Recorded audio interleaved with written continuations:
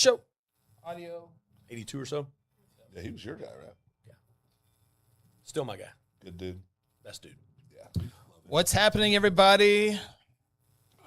Hope you had a good weekend. I'm not plugged in.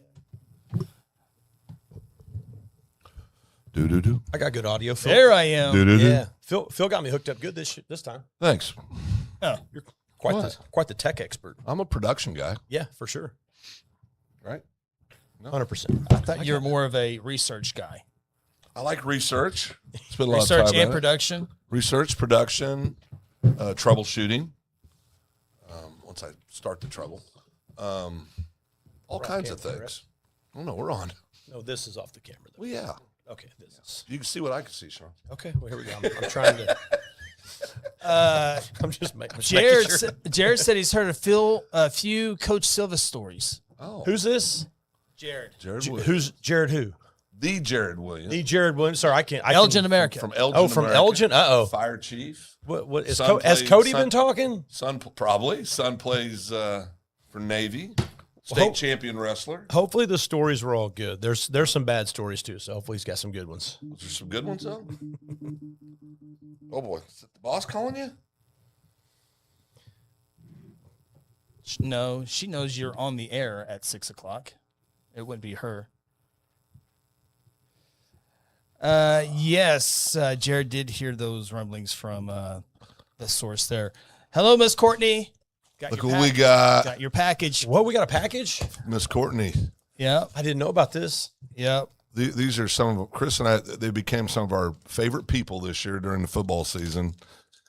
Our Adair friends, and they are Adair. Adair friends. Sorry, but Courtney's big Adair fans. Mother of a great Adair football player. I was told gave up 1 sack or maybe 2 sacks his entire career, starting as an offensive lineman, which is amazing. Sounds like you might be on a good team. Yeah, saw a lot of postseason awards been floating around social media for the kids at Adair, all deserved.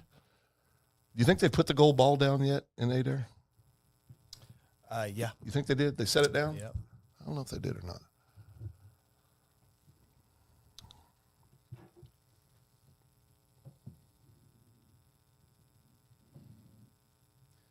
Guys, I don't know if you've noticed it yet, but it's wrestling season. It's wrestling. It's full force. Like I'm going through the internet, I'm going through Twitter, and it's just everything. There's so many events going on. Yeah. Coach Snyder just texted me, and he's like, hey, let's talk about this event. And I'm like, I got 2 pages worth of stuff. Yes. Like, sure. good. Let's throw it on there. Absolutely. So Saturday night, I went to the O Club at Stillwater and went to Oklahoma State Casino Night fundraiser. Yeah. And Shawn, I met one of my childhood heroes. I bet you worked the room. They're still dodging me up there. In the sport of wrestling or just childhood hero in general? In the sport of wrestling. Give Mike Sheets. Mike Sheets was there. Sitting at my table. It was everything I could do not to fanboy him. Did you fanboy him a little bit? Oh, yeah. Or did you play it cool? No. Did you play it cool? I absolutely fanboyed him a little bit. I'm sitting there, and we have a mutual friend, because this mutual friend of mine for years, because they're really good friends, went to vet school together, and he was telling me one day he was good friends with Mike Shea. I said, dude, he was like the guy for me growing up. Yeah. And because he was that age group right ahead of me. You know, so when I was in junior high school. When you were in junior guy high following. school, what years is that? 70s, 80s? Yeah, late 70s, early 70s. 80s. Yeah. So he was the a man. 70s guy, but right ahead of you. Basically. Right ahead of me. Yeah, early a few 70s. years ahead of me. Yeah. And so so he's sitting there, and I look over, and the second I sat down from working the room, came back, and I see this guy from behind sitting there. He's got a hat on, a vest, and a white short sleeve T-shirt on, but I can only see him back. And beautiful wife sitting next to him. So I come over, and my chair's right next to his. I sat down, and as you would when you sit down, I look over, and I see him, and I went, Tony sitting there, I said, that's Mike Sheets. And she's like, Mike, who? She goes, who? And so I reached over, and I said, hey. I said, Rocky Bigby says the next time he sees you, he's going to whip your butt. And he starts laughing. That broke the ice. And I told him, hey, I've been a huge fan of yours since I was a kid, watching you wrestle at OSU and then the Olympics and the trials and all, all the stuff. And what a super, super nice guy. It was interesting. The old dudes like me were all clamoring around Sheets. The young kids were clamoring around David Taylor. Oh yeah, You know? and the it ones was- my age would be climbing over John Smith. Yeah, exactly. That's yeah. But yeah, it was really cool though. It was a big deal for me. I've never been in a room with Mike Sheets. He's a neat dude, man. He's owned his own vet practice for over 30 years. Oh, well, he's a vet. Yeah. Okay. Yeah, in Stillwell, Oklahoma. Jared said he Still, put on a heck of a clinic for rollers one year. I bet he Oh, I did. bet. I bet he did. And then and his boy is Wyatt is working with Joe Smith on that club over in Yeah, Tulsa. yeah. They're together on that. I want to so. say that's Rollers Club. Don't quote me on that, but I think that's It was their- roll. that Yes, academy that's over exactly there. right. Yeah. Shane passed it off to them. Yes, yeah. Because Mike told me that Saturday. Okay, Yeah. okay, yeah. All right. Can we start the show? Well, I mean, if you want to. Whenever Another- you're ready. I don't know if you're ready for another story. I got a lot of stories. I know. Okay. Let's do them on the air. Oh, okay.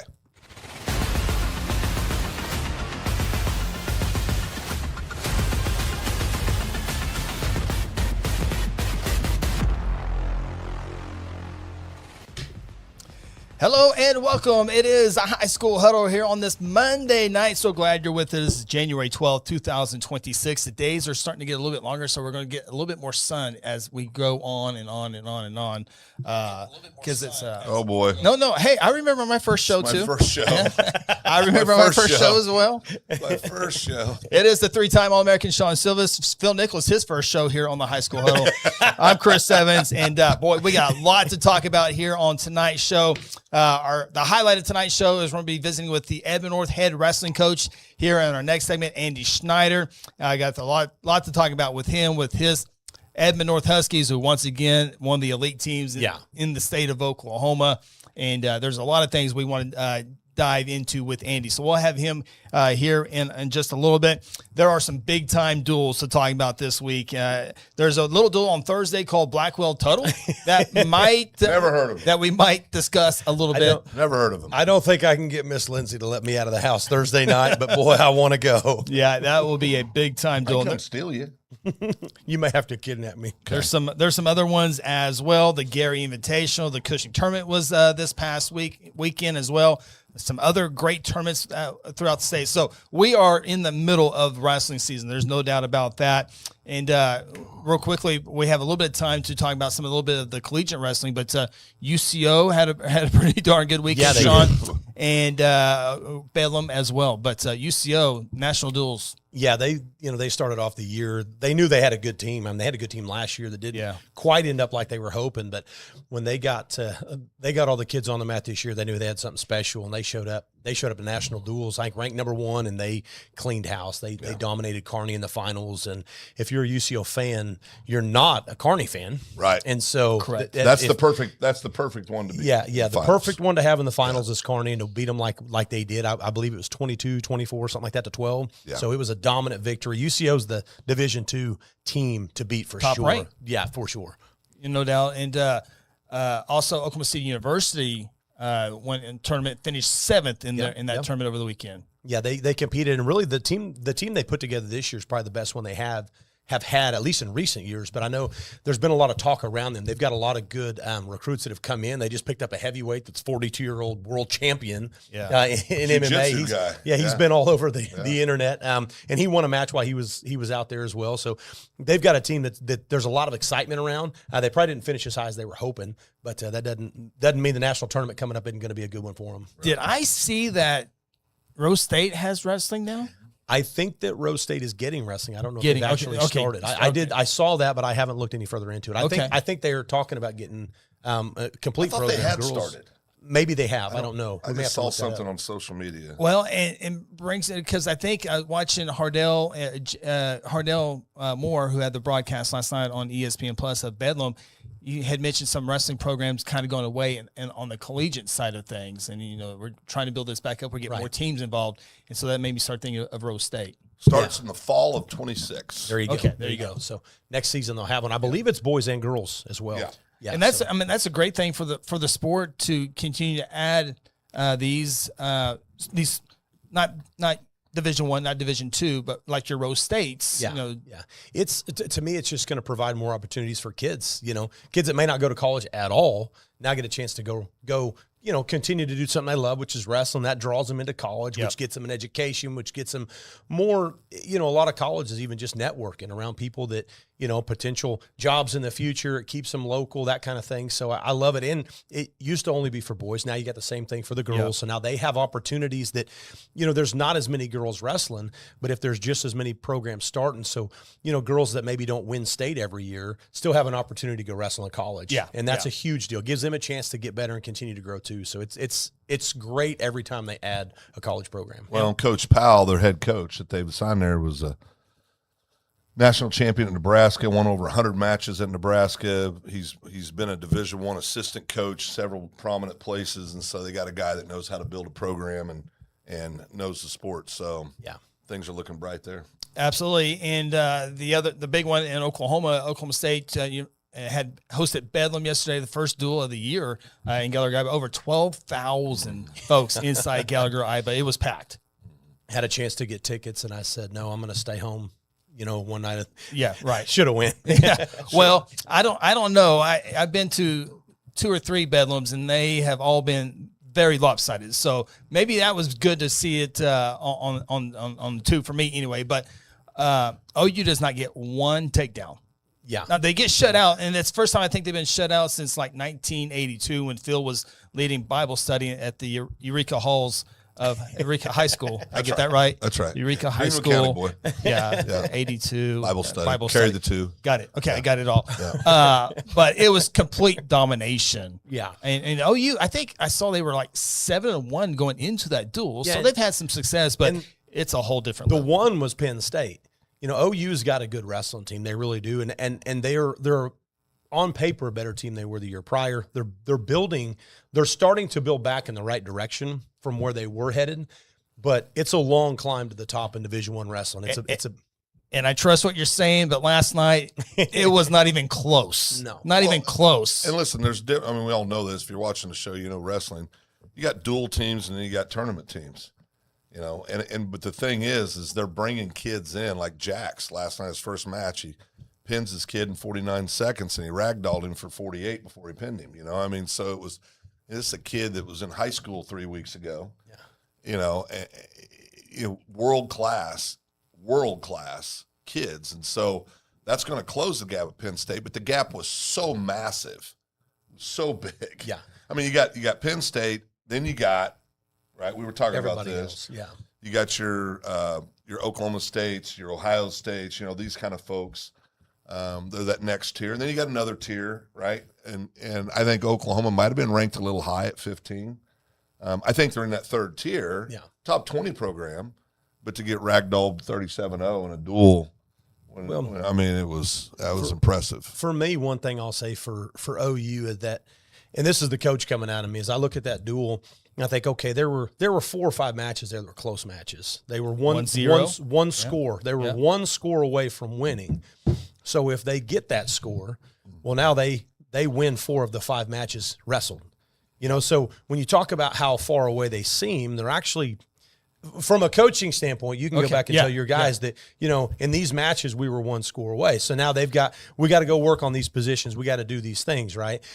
Now, the difference between an elite wrestler and a good wrestler is they always win those scores. Yeah. You know what I mean? And that's kind of the difference there is those guys will – the better guys always win those little situations. And so what those guys got to go back to and do is they've got to find those positions that they lost in, and they have to make sure they never lose there again. And that's that level of wrestling. It comes down to what seems like a simple little thing, because it is. It's, you get a leg, you have to score. Doesn't matter what happens. If you can get to the leg, you should score.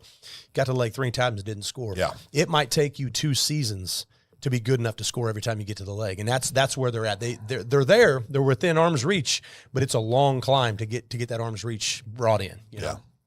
Well, it was good to see 12,000 people plus. No doubt. In there. I'm telling you right now, I will argue this till I'm dead.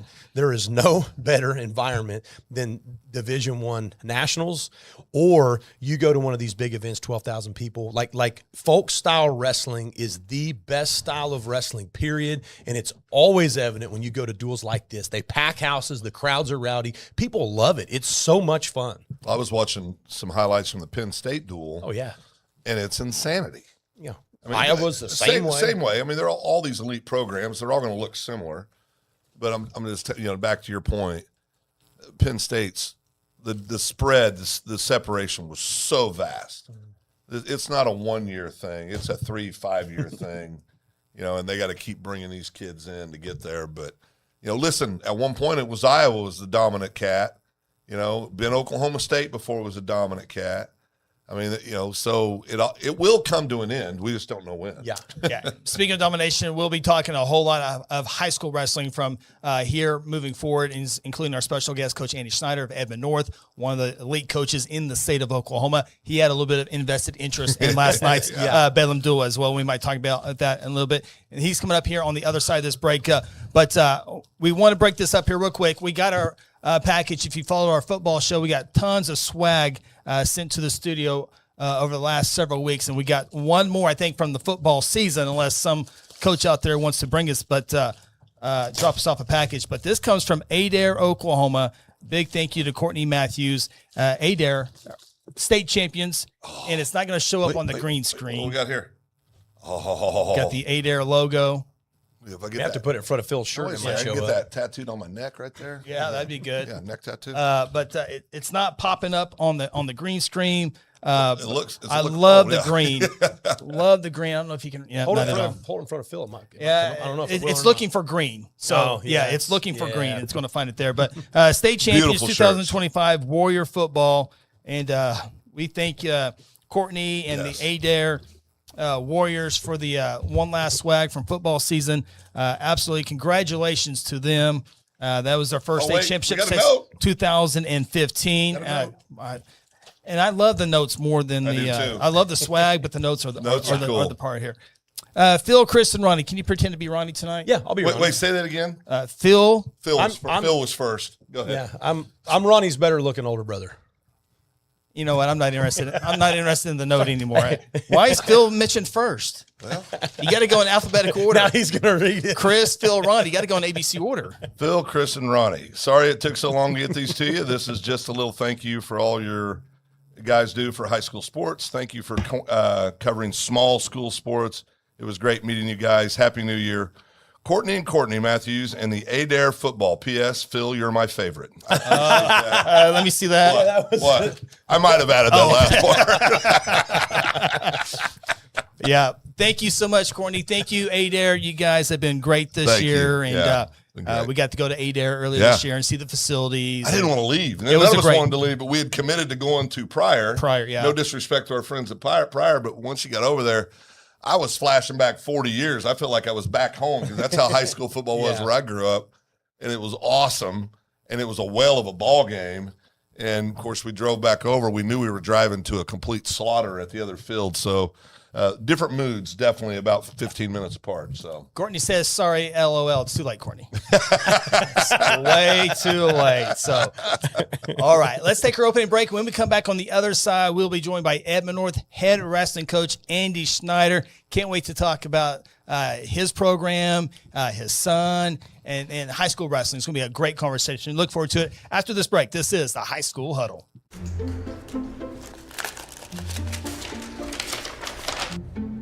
What?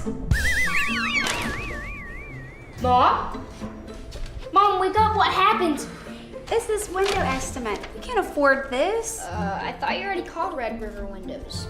I know. Red River does have the best looking, most energy efficient windows. Mom, what are we waiting for? Let's call Red River. Are you ready to secure your legacy? At Black Oak Alliance, we understand that your hard work has built a future for yourself and your family. Our team of expert advisors is here to guide you through estate planning, helping you protect your assets, minimize taxes, and ensure your family's financial security. Black Oak Alliance has the experience and expertise to tailor a plan just for you. Schedule a no-cost consultation today. Visit us online at blackoakalliance.com or 405-724-6328. Black Oak Alliance, protecting your legacy. For centuries, it was a windswept prairie until the run of '89 saw settlers scramble for land and life in a newborn town as Oklahoma's territorial capital, Guthrie. Bank First is loyal to the preservation movement that reclaimed Oklahoma's first state capital. And we're loyal to the banking legacy born at the corner of First and Oklahoma Streets. Bank First. Loyal to Oklahoma. Loyal to you. At Mosquito and Pest Authority, our job is to keep you pest-free. Our signature mosquito control service and pest-proof barrier 360 service ensures that you aren't bothered by mosquitoes outside or pests inside. That's right, 2 brands, 2 services, only 1 visit needed. Don't believe us? We guarantee it, or we'll come back at no charge to you. No mosquitoes, no pests, no contracts, guaranteed. Call Ronnie and Sarah Phillips today at 405-916-0471.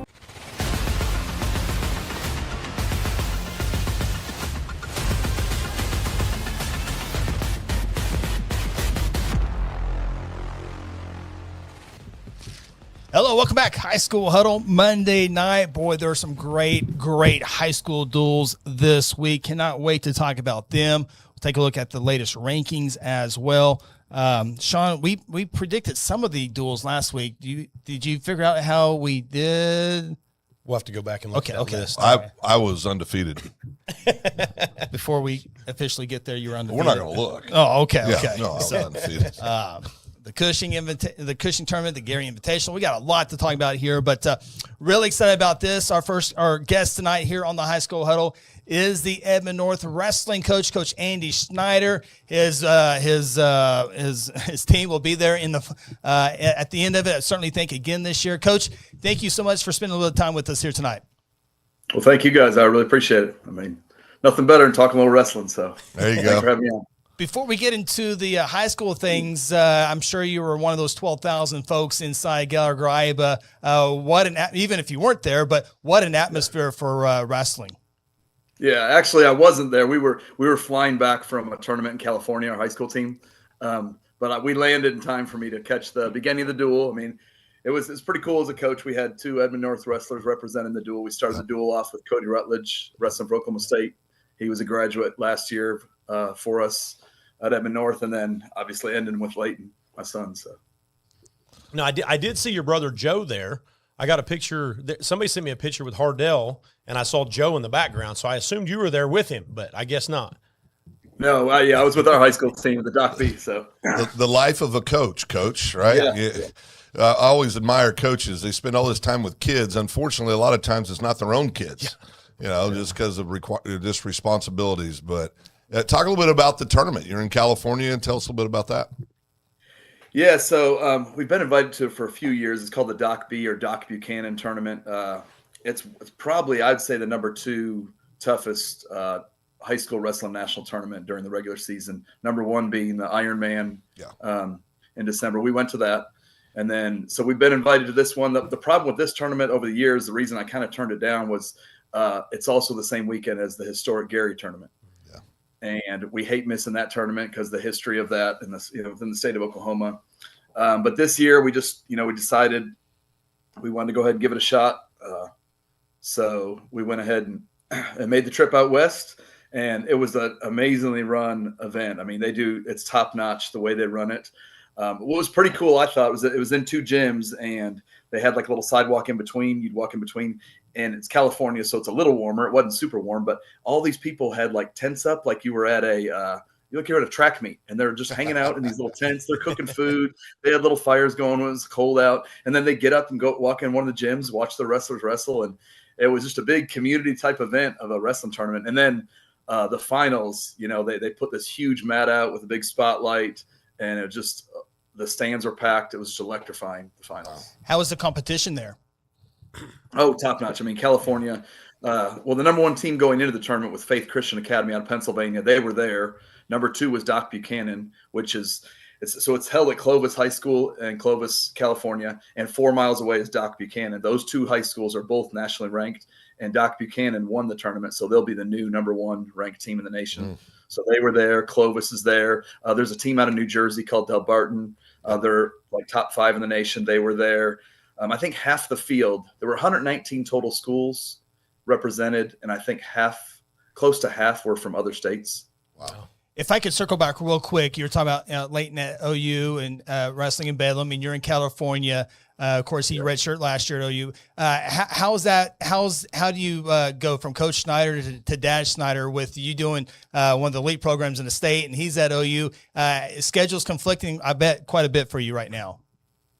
Yeah, we go. My wife and I, when we can, and that's the thing. That's part of our program. We have a great coaching staff. When I can, that we've been great to they've said, hey, go watch Leighton wrestle. Like I took a weekend. We had our number 2 team wrestling in a tournament, and the other coaches took them. And my wife and I, Angie, drove up to Missouri and watched them wrestle in a tournament. And then we actually got to fly out over the break to the Cliff Keen Las Vegas tournament. So we got to go watch that one as well. Him compete. Having a good coaching staff is great. And obviously there's some events I'm not going to be able to miss the California tournament with our high school team, but there's some other events if I miss to go watch Leighton. Yeah. Got to be dad first. Yeah, they're good with it. So I got to take this all the way back. I've been a fan of yours for a long time. I think in 2000 I got to Edmond, and you and Joe were already here. But I've just admired your climb all the way to where you are now. Talk about, you're a Michigan guy. You end up in Oklahoma and just really started at the very bottom of coaching, down at the Little League, and then have slowly climbed your way all the way up to where now you've got this nationally ranked team, consistently one of the best teams in the state. Talk about that. The humble beginnings, if you will. Like, how did you get, what brought you here? And then talk about that climb up. What was that like? I don't know how much time we want to take up. So I started wrestling late in high school. We didn't have the high school we went to, my brother Joe and I, was Romeo High School in Romeo, Michigan. No little league program. They didn't have a junior high program. So I actually didn't start wrestling until my 10th grade year. Oh, wow. I loved all sports, but I was the shortest kid in the whole school, and I weighed 100 pounds soaking wet. So it's hard to be good in football when you weigh 100 pounds. And the wrestling coaches, basically, they're looking for 100. The time the weight class is 103, and looking for a 103 pounder. They found me in the hallway and hunted me down, and that's how I got into the sport. And then my brother got in a couple years later. They started an 8th grade team, so he kind of got into the program then. And during that time, I met my wife, my now wife. She was a sophomore in high school. I was a junior, and she had moved from Oklahoma to Michigan. So we kind of started dating there in high school. I graduate, she graduates. Well, Joe was still in high school. The college I started at Michigan had dropped the wrestling program. So that's actually what got me into probably coaching. My old high school wrestling coaches said, why did you come back and coach this 8th grade wrestling team? And I'm like, I just graduated high school. I'm going to be a coach. And I didn't know what I wanted to do with my life at the time, but that was God's path, and it directed me to that. So I started coaching that team. I fell in love with coaching. I knew that's what I wanted to do. During that time, my wife's family, she was a senior by that time, they got transferred back to Oklahoma. So it's a lot cheaper to go to school in Oklahoma. She moved back. She graduated, then moved back to start college in Oklahoma at UCO, right where Shawn went. And I stayed there in Michigan for a couple of years, and I was helping coach the high school team as well a little bit, just like a volunteer assistant, because my little brother was there. And once he finished, I went ahead and made the move to Oklahoma. So again, a roundabout way. That was the year 1996. So the answer is love. The answer is love, Coach. Love. There you go. It's love. Yeah. I followed her back to Oklahoma. I got here under the same pretense. Yes, you did. Yeah. There's something about these Oklahoma women. I'm telling draw you. you guys. Yeah. What's funny is even when I got to Oklahoma, I didn't know what I was going to do when I got here. I was enrolled at UCO. I just had about a year left to finish my degree. So my wife teaches, she's still teaching the same preschool. She was teaching a preschool, and some of the dads were saying they needed a little league wrestling coach. So she throws my name at them. I go in the wrestling room, and start coaching. They were the Edmond Generals at the time. But the little guys that was in UCO's wrestling room. Well, actually, before that, it was at a little different wrestling room before that. I was there before Hardell. And Sam Hazewinkle was a little kid in the room at the time. He was a little bitty. Colby Robinson was one of our, so he's one of both of them guys are coaches on staff now. And I remember them, when I first moved to Oklahoma, being their little league coach. Wow. Well, and you've built up, the rest is history so far with what you built up at Edmond North. What keeps you at Edmond North? I'm sure there's been many, many opportunities other places, but obviously family. But what is about Edmond North that has had you there since about 1996? Well, it's home. I guess I'd just say it's home. This is where I live. This is my, both, my wife and I live in Edmond. We had both of our boys. They went to Edmond schools, and so it just made sense to coach here. And I'll be honest, not that we just had good teams, always a good teams, but I really love the guys I get to coach with every day. They're my best friends. So, I mean, what better situation could you have to get to go to work every day, do something you love with your best friends? So. Absolutely. That's awesome. So I can't help but ask you this question.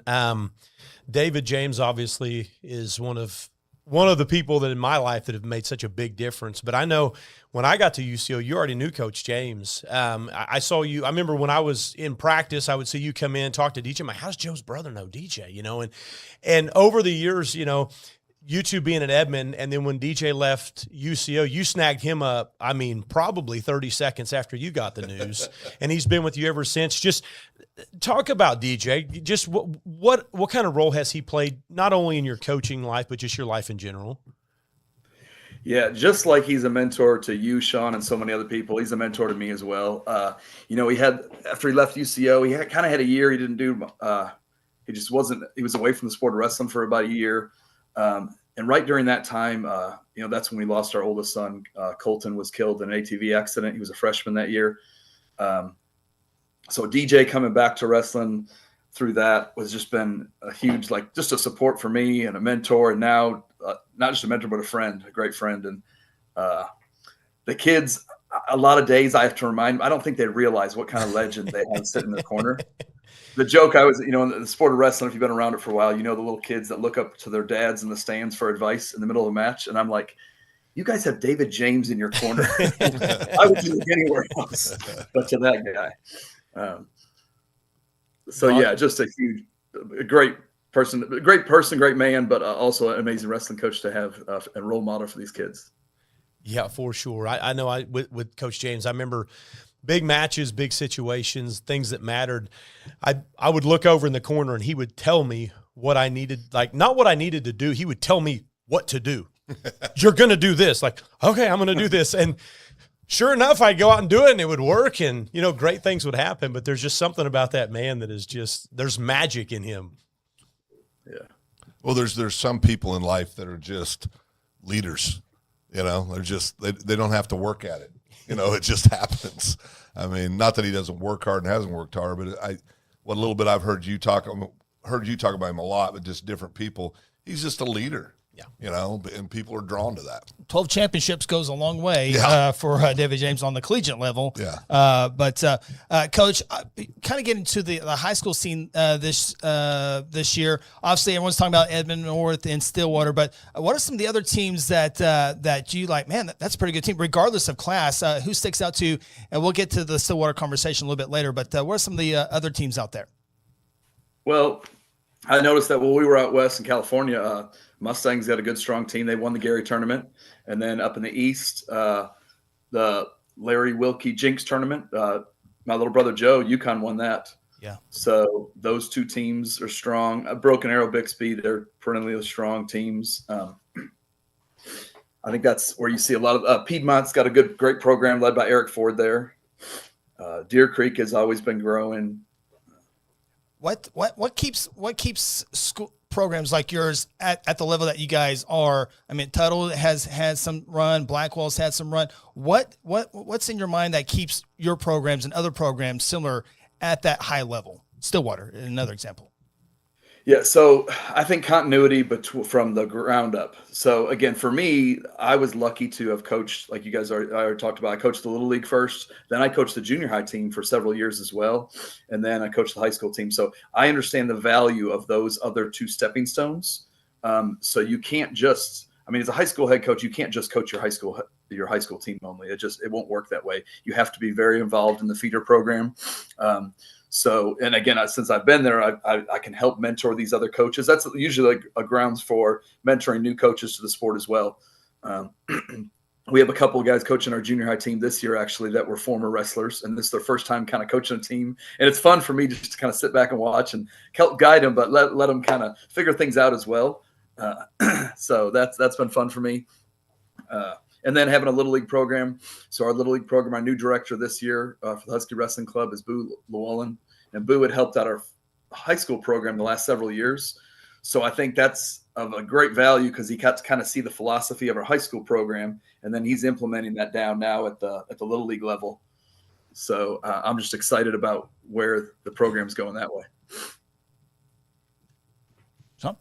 Oh, yeah. So you're talking about these Little League programs. I see what you're talking about in Tuttle. I see what you're talking about in Blackwell. I see what you're talking about in all these programs, and even now Mustang, that the high school coach is being involved with the Little League. Really, it's a recipe that seems to have worked for a long time, and it seems to be working for you guys well. I know, back when Hardell was running the Edmond Generals, like you were talking about, I remember I would be in the old UCO wrestling room, back in the weight room. I remember Colby Robinson coming in and pulling weight with the Edmond Generals while I'm in college. And, all of these guys, a lot of these guys that wrestled through the Edmond program are now on your coaching staff. You had mentioned that earlier. Talk about how valuable that is. Not only, Boo obviously has wrestled before. He got to see your philosophy and stuff, but you have a lot of guys on your staff that wrestled for you. They wrestled from you from a very young age up. That's got to be just an ace in the hole as far as trusting that development of those kids that are coming to you. Oh, for sure. So again, going back for a second, you kind of just picked my brain about staying in Edmond. When I was coaching the Little League, when I got my first teaching job, it was at Edmond North, and Rick Bolenbach, who started the program, he was a national champ for David James in college. He's the one who called me in to help start coaching with Edmond North as a graduate assistant. And I go into the room and the team is full of these kids I had just coached in Little League wrestling. So it was just kind of a neat thing. So now, like you're saying, now those kids, they're not just wrestling. Now they're coming back as coaches. At the Little League, we have Paxton Rosen. He was a 2-time state champ for me, and then was a 2-time All-American at UCO. And then another staff member we have on this year, he was a Husky Wrestling Club coach before, and now we've got him on full staff as Hardell Moore. What's neat to have him there is because when I moved into the school coaching, he's the one who took over the Edmond Generals, and he coached both my sons. When they were Little League, I was not their coach. I tell everyone that. I would go to the tournament, support them. I'd sit in the corner as the extra person, but it was always Hardell that coached Colton and Layton. And now to have him on staff as we're coaching, his son is a freshman this year. In fact, pretty soon you're going to be able to coach his son. Yeah, he's already a freshman on our team. Yeah, so. That's super valuable. And another person, Mike Arnold. Not many people know Mike because Mike Arnold, he left the state for a while. He was an All-American for Adams State. I know so his big rival was UCO when he was in college. But he coached with the Edmond Generals. His kids were coming up, and then he was Homeland Security, got moved to the Virginia, Washington, D.C. area, came back about 5 years ago and has joined our staff. And so it's kind of cool because he was actually an Edmond Generals coach with me back a long time ago. So he's back on staff as well. So Coach, on the high school level, how many kids in the room on the high school level? So boys are about 65. Okay. And, we had, sorry guys, help me out. Head coach Mustang. Head coach Delk on, and he was talking about his staff, and of course, when you look at, he does boys and girls, but I don't think people realize how many people it takes because with the girls, I think they said total around 75, I believe was the number they said. But so you have 65 just on the boys' side.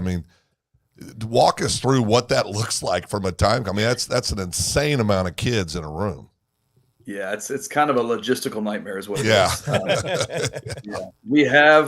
We were lucky to have 3 wrestling rooms, but they're really not 3. We really have 1 wrestling room at Edmond North. We have down the road at our middle school, we have a little upper, an extra storage room that they've turned into a junior high wrestling room. So that's the junior high. Then they have a storm shelter building at our high school currently. And when the girls program kind of exploded, we first started out with 2 or 3 girls and no big deal having them join the boys practice. But our wrestling room is only 2 mats long, 2 mats wide. So now Colby's the head coach now, Colby Robinson, and he's got over 40 girls, junior high and high school. There's no way we can put them in. No. So we're over there in the shelter building. That's a makeshift wrestling room for now. We're hoping that the district will move forward with maybe, getting whether a new facility, yeah. new facility that can. Yeah. Well, Edmond passes school bonds every other year, every week at 85%. So just the thing is just to get it on the list. I think is the big get step. on the list, just Coach. Get it on the list. Exactly. That's the goal. Get it on the list. Exactly what we tell them. Get on the list. And well, and you talked about your trip to California, but also went up to Kansas City in another very competitive tournament in the Stampede. We did. We took kind of a not quite a full lineup, but we took most of the kids. The girls went first there, and then we kind of came in the last 2 days and wrestled in that tournament. We hadn't been there in a while. We'd been doing the Hall of Fame national duels in Stillwater, and this past year they didn't happen, so we went back to Kansas City. We'd been there before, but we went ahead and went back to that tournament. It's just up there. You can drive there, so it's not too bad. But when I went to Ohio and California, the cost kind of obviously multiplies when you're home to fly. Yeah. Go ahead. I've got one question. It's going to be about Edmond North and Stillwater. So I've been waiting to. I've just been kind of bearing the lead here for a second. I haven't talked to Andy since I saw him, I think, in Yukon 2 years ago. So I can sit here all day. But one of the things, I can finish your other last question. I guess I should, because I always think the elephant in the room, if there's people watching, is that, well, Edmond North, because you're going to talk about Edmond North and Stillwater, they have just a bunch of kids move in, a bunch of transfers in. And I'll be honest, do we have kids that move in our program? Yes. Now, am I on the phone calling them? No, I'm not calling kids and telling them to move in. I don't have some NIL budget to pay kids to come move to Edmond. What I think happens with these programs is they all do it. They have good coaches. They run a program that provides everything these kids want to get them to the next level, to get to college level. And they want to come to these schools, whether it be Edmond North, Stillwater, Mustang. And I think that's what does it, is the teams, these programs build up these where they've got everything needed for a kid. So if wrestling's what they're wanting to do, sometimes it just makes sense to get up and move. It never happened when I was a kid, so it's right. We literally had this conversation. We literally had this conversation off the air, and we talked about you guys, Stillwater. The Tuttles would be thrown into there. I mean, there's programs and others too, but primarily you and Stillwater. If you have a kid that shows the ability and is passionate about the sport, why wouldn't you go to Edmond North or Stillwater to go? I mean, why wouldn't you? You got great staffs, like you said, great facilities. I mean, to me, that's a logical thing to do as a dad and a mother. I mean, personally. So, I mean, I don't, there's so many rumors out there because of the new open transfer, rules that passed a couple of years ago. But reality is the reason we got kids want to come to Edmond North, Coach, is what you guys have built at Edmond North. That's why they want to come to Edmond North. Well, and I would certainly think, and I'm glad. Some coaches are scared to talk about it and kind of go to the side of it. But not necessarily you don't have to speak on it, but either you play that game, which is within the rules limit, or you don't play the game. And there's a lot of schools that are getting left behind because they don't. The football example, college football. So I don't have to call any schools out. Is Clemson? They didn't really dive into that transfer stuff, and they got behind. Now they are. Yeah, now they are. So we don't need to go deep into that one. But how fun has this Edmond North Stillwater thing have been over the last several years? And be honest, because I know it's nerve-wracking. Yeah, it is. Yeah, but it is in the moment, But you look back on it, and it's some amazing battles. There's some great duels that have come down back and forth. We've been on the right side sometimes, the other side a few times. So same thing, state tournament. So it has to be fun though to have that team, that one team that's out there that, I mean, you guys nationally, it depends on who you're looking at, but I've seen 13 and 15, depending on which ranking you're looking at, but both top 20 programs in the country in the same state, in the same class, get to hook it up. I mean, that as a coach and a kid, that if you're a competitor, that's what you want. I mean, you want to have that kind of competition here in your own backyard. Do you agree with that? Oh, for sure. Yeah, definitely makes it better. Actually so every week it's called the Fab 50 high school. Yeah. There's a guy named Josh Lowe out of Ohio that goes and ranks these. He's very meticulous, and Bixby's in there. I think they're in the 20s, and Broken Arrow's in maybe the 40s. So we actually have 4 6A programs nationally ranked right now in Oklahoma. That's huge. Which is pretty special. Tuttle's sometimes been in and out of those rankings as well. That is what makes you better. I remember when a couple of years ago, Leighton's senior year, when we had that really special team, and and we were kind of battling out with Stillwater, and we had a legendary coach, Scott Chenoweth, who coached at Perry for several years, and then he's coaching at UCO now. He came in and talked to the guys and just talked about how having that other team there made them so much better. Because there were years when he was at Perry that there was no one else. It wasn't even close. But then there were years that Tuttle was in their same class and they kind of had to fight. But he said that was such a better. The kids were wrestling better because of having that out there, that other team to kind of push them in. Well, it's a lot like having a strong room, right, Shawn? We've talked about this a lot. You can go, if you got a great room, you're going to have great wrestlers. I mean, you got to have people in the room that push each other, that can really give people the kind of work they need. And that's another benefit of being with a strong program like you have, Coach, is, those kids in the room, a lot of times the toughest matches they face are in the room. Oh, yeah, we've had that. We had a couple of years ago, our 106-pound ranking match went to overtime. And the kid that won it, was a state champion. He won the finals pretty easily. He won by major decision. Yeah, your number 2 kid was probably the second best in the state. Yeah, it's like he'd won the Gary. Our number 2 kid had won the Gary tournament, won the UConn tournament, and that's a thing we try to do as well. That we try to really push that number 2 team. I call it number 2 team. I really don't call them our JV team. We push them into some different, varsity situations. Our number 2 team won the Putnam City tournament this year. We just sent them to Gary this weekend, and that was a little tougher for them. But we had 2 medalists. One made the finals. Yeah. And tomorrow night, actually, we're sending our number 2 team to Carl Albert to duel them. This year, they're a lot stronger than they've been. Last year was a real competitive duel. We came out on top, but this year, I think they're number 2, I think, in 5A. So, but again, that's great. That's what those kids need. So whether they're our number 1 or number 2 team, we're trying to get them adequate competition. Week in, week out. Sean's got 84 questions with you. I'm going to get one more in for sure. How's Oklahoma wrestling right now compared to, you can see a lot of teams across the country. Where's Oklahoma? They're still one of the elite states in high school wrestling?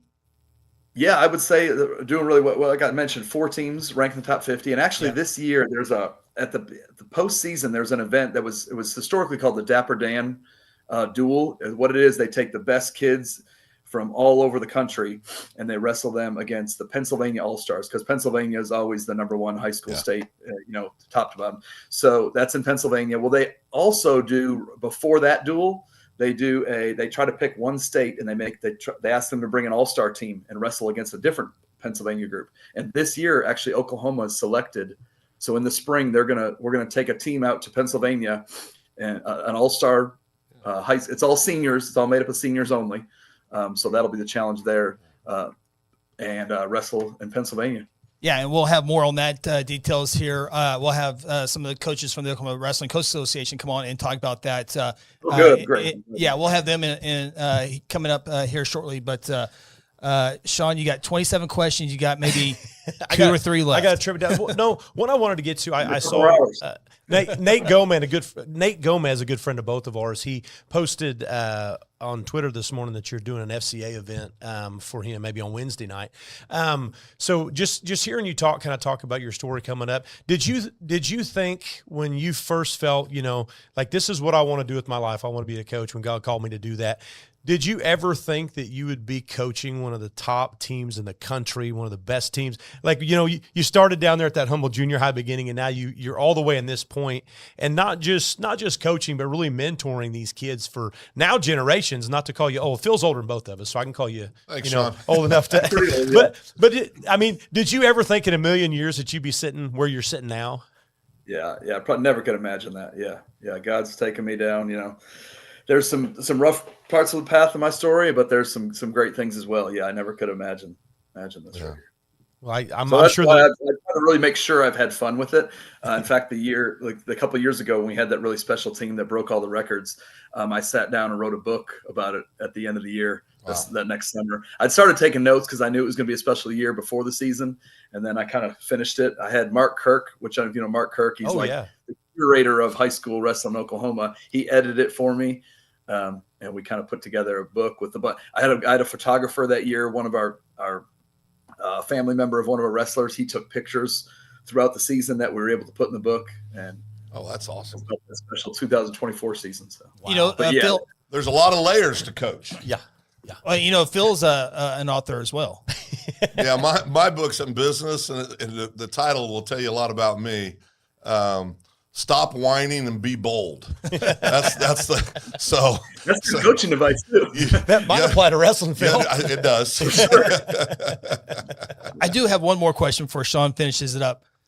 And Shawn asked Delk this too, and it's a question I always like to ask all coaches in all sports. We have a direct line to the OSSAA right over here to our right. Andy Snyder's in charge of the wrestling rule book. What's one rule that he's adding, deleting, or modifying? Yeah, no actually, pressure, Coach. Well, actually, no, it's easy because I'm just piggyback around Coach Delk because he stole my answer last week. He said the exact right thing, being able to let our guys compete in these national tournaments in the preseason. So, for example, this past season, there's a thing called the Who's Number One. So they pick out the top 2 kids in the nation. And we actually had 2 kids from our high school, Turner Ross and Joseph Jeter, got selected to go wrestle in this all-star duel in Iowa. But because it was in the month of October, their school coach, because Oklahoma rules, I was not allowed to sit in their corner. And this now that needs to change. I don't want to say that's why they lost their match. They did both lose the match, but I will tell you the way that college wrestling is now, those kids that both won, like the next day, the kid that beat Joseph Jeter, Joseph Jeter came back and beat him at the finals of Ironman and beat him this past weekend at Doc Buchanan. But when he won that match back in October, I mean, he got tens of thousands of dollars, I'm sure, for winning that match. That's how important with scholarship money and now probably some NIL. I don't even know the NIL money they get from that stuff, but those matches are important. They mean a lot. And I'll piggyback that. High school coach in the corner is kind of a disservice to the kids, I think. Absolutely. It's a disadvantage, big time. I mentioned it when I was talking about DJ earlier. When I'm in a match that matters and things get tough, I look over and he tells me exactly what I need to do. That matters. He knows me better than anybody else does. He knows what I need more than anybody else does.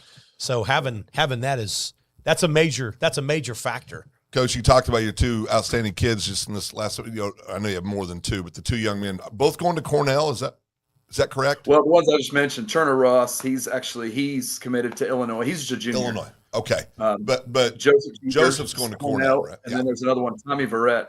Okay. He made the finals at Buchanan this past weekend. He's going to Cornell as well. Okay.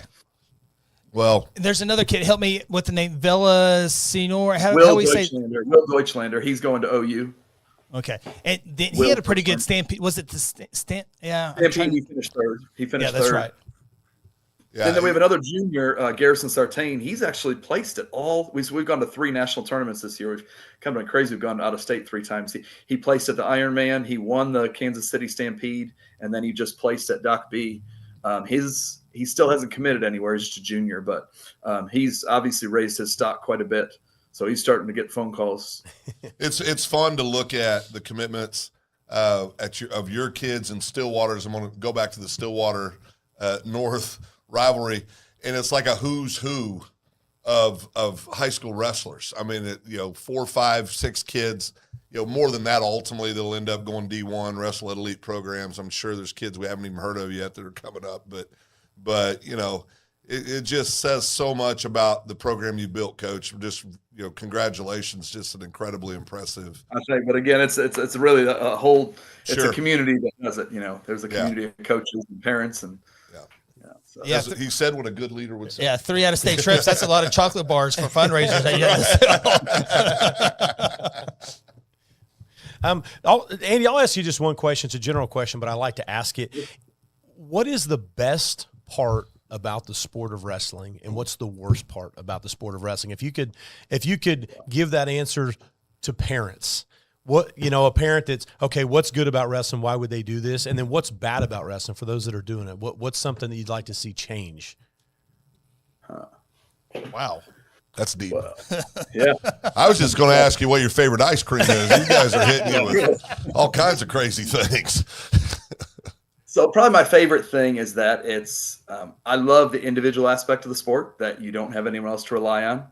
So I think that's really special. But at the same time, you still do have a team that has to. You can't do it without a team. Like you guys talked about having workout partners in the room. Well, there's no way to get to that high level all by yourself. You can't be the only one in the room. So the team part of it with the individual part of it as well, I think is really cool. It mimics life so much because, nothing against other team sports. I've coached a lot of other sports as well. But there's a lot of times in life you're on your own, but there's other times you got teammates backing you up. And the way that wrestling does that has that twofold part of it. I think that's maybe makes me love it the most.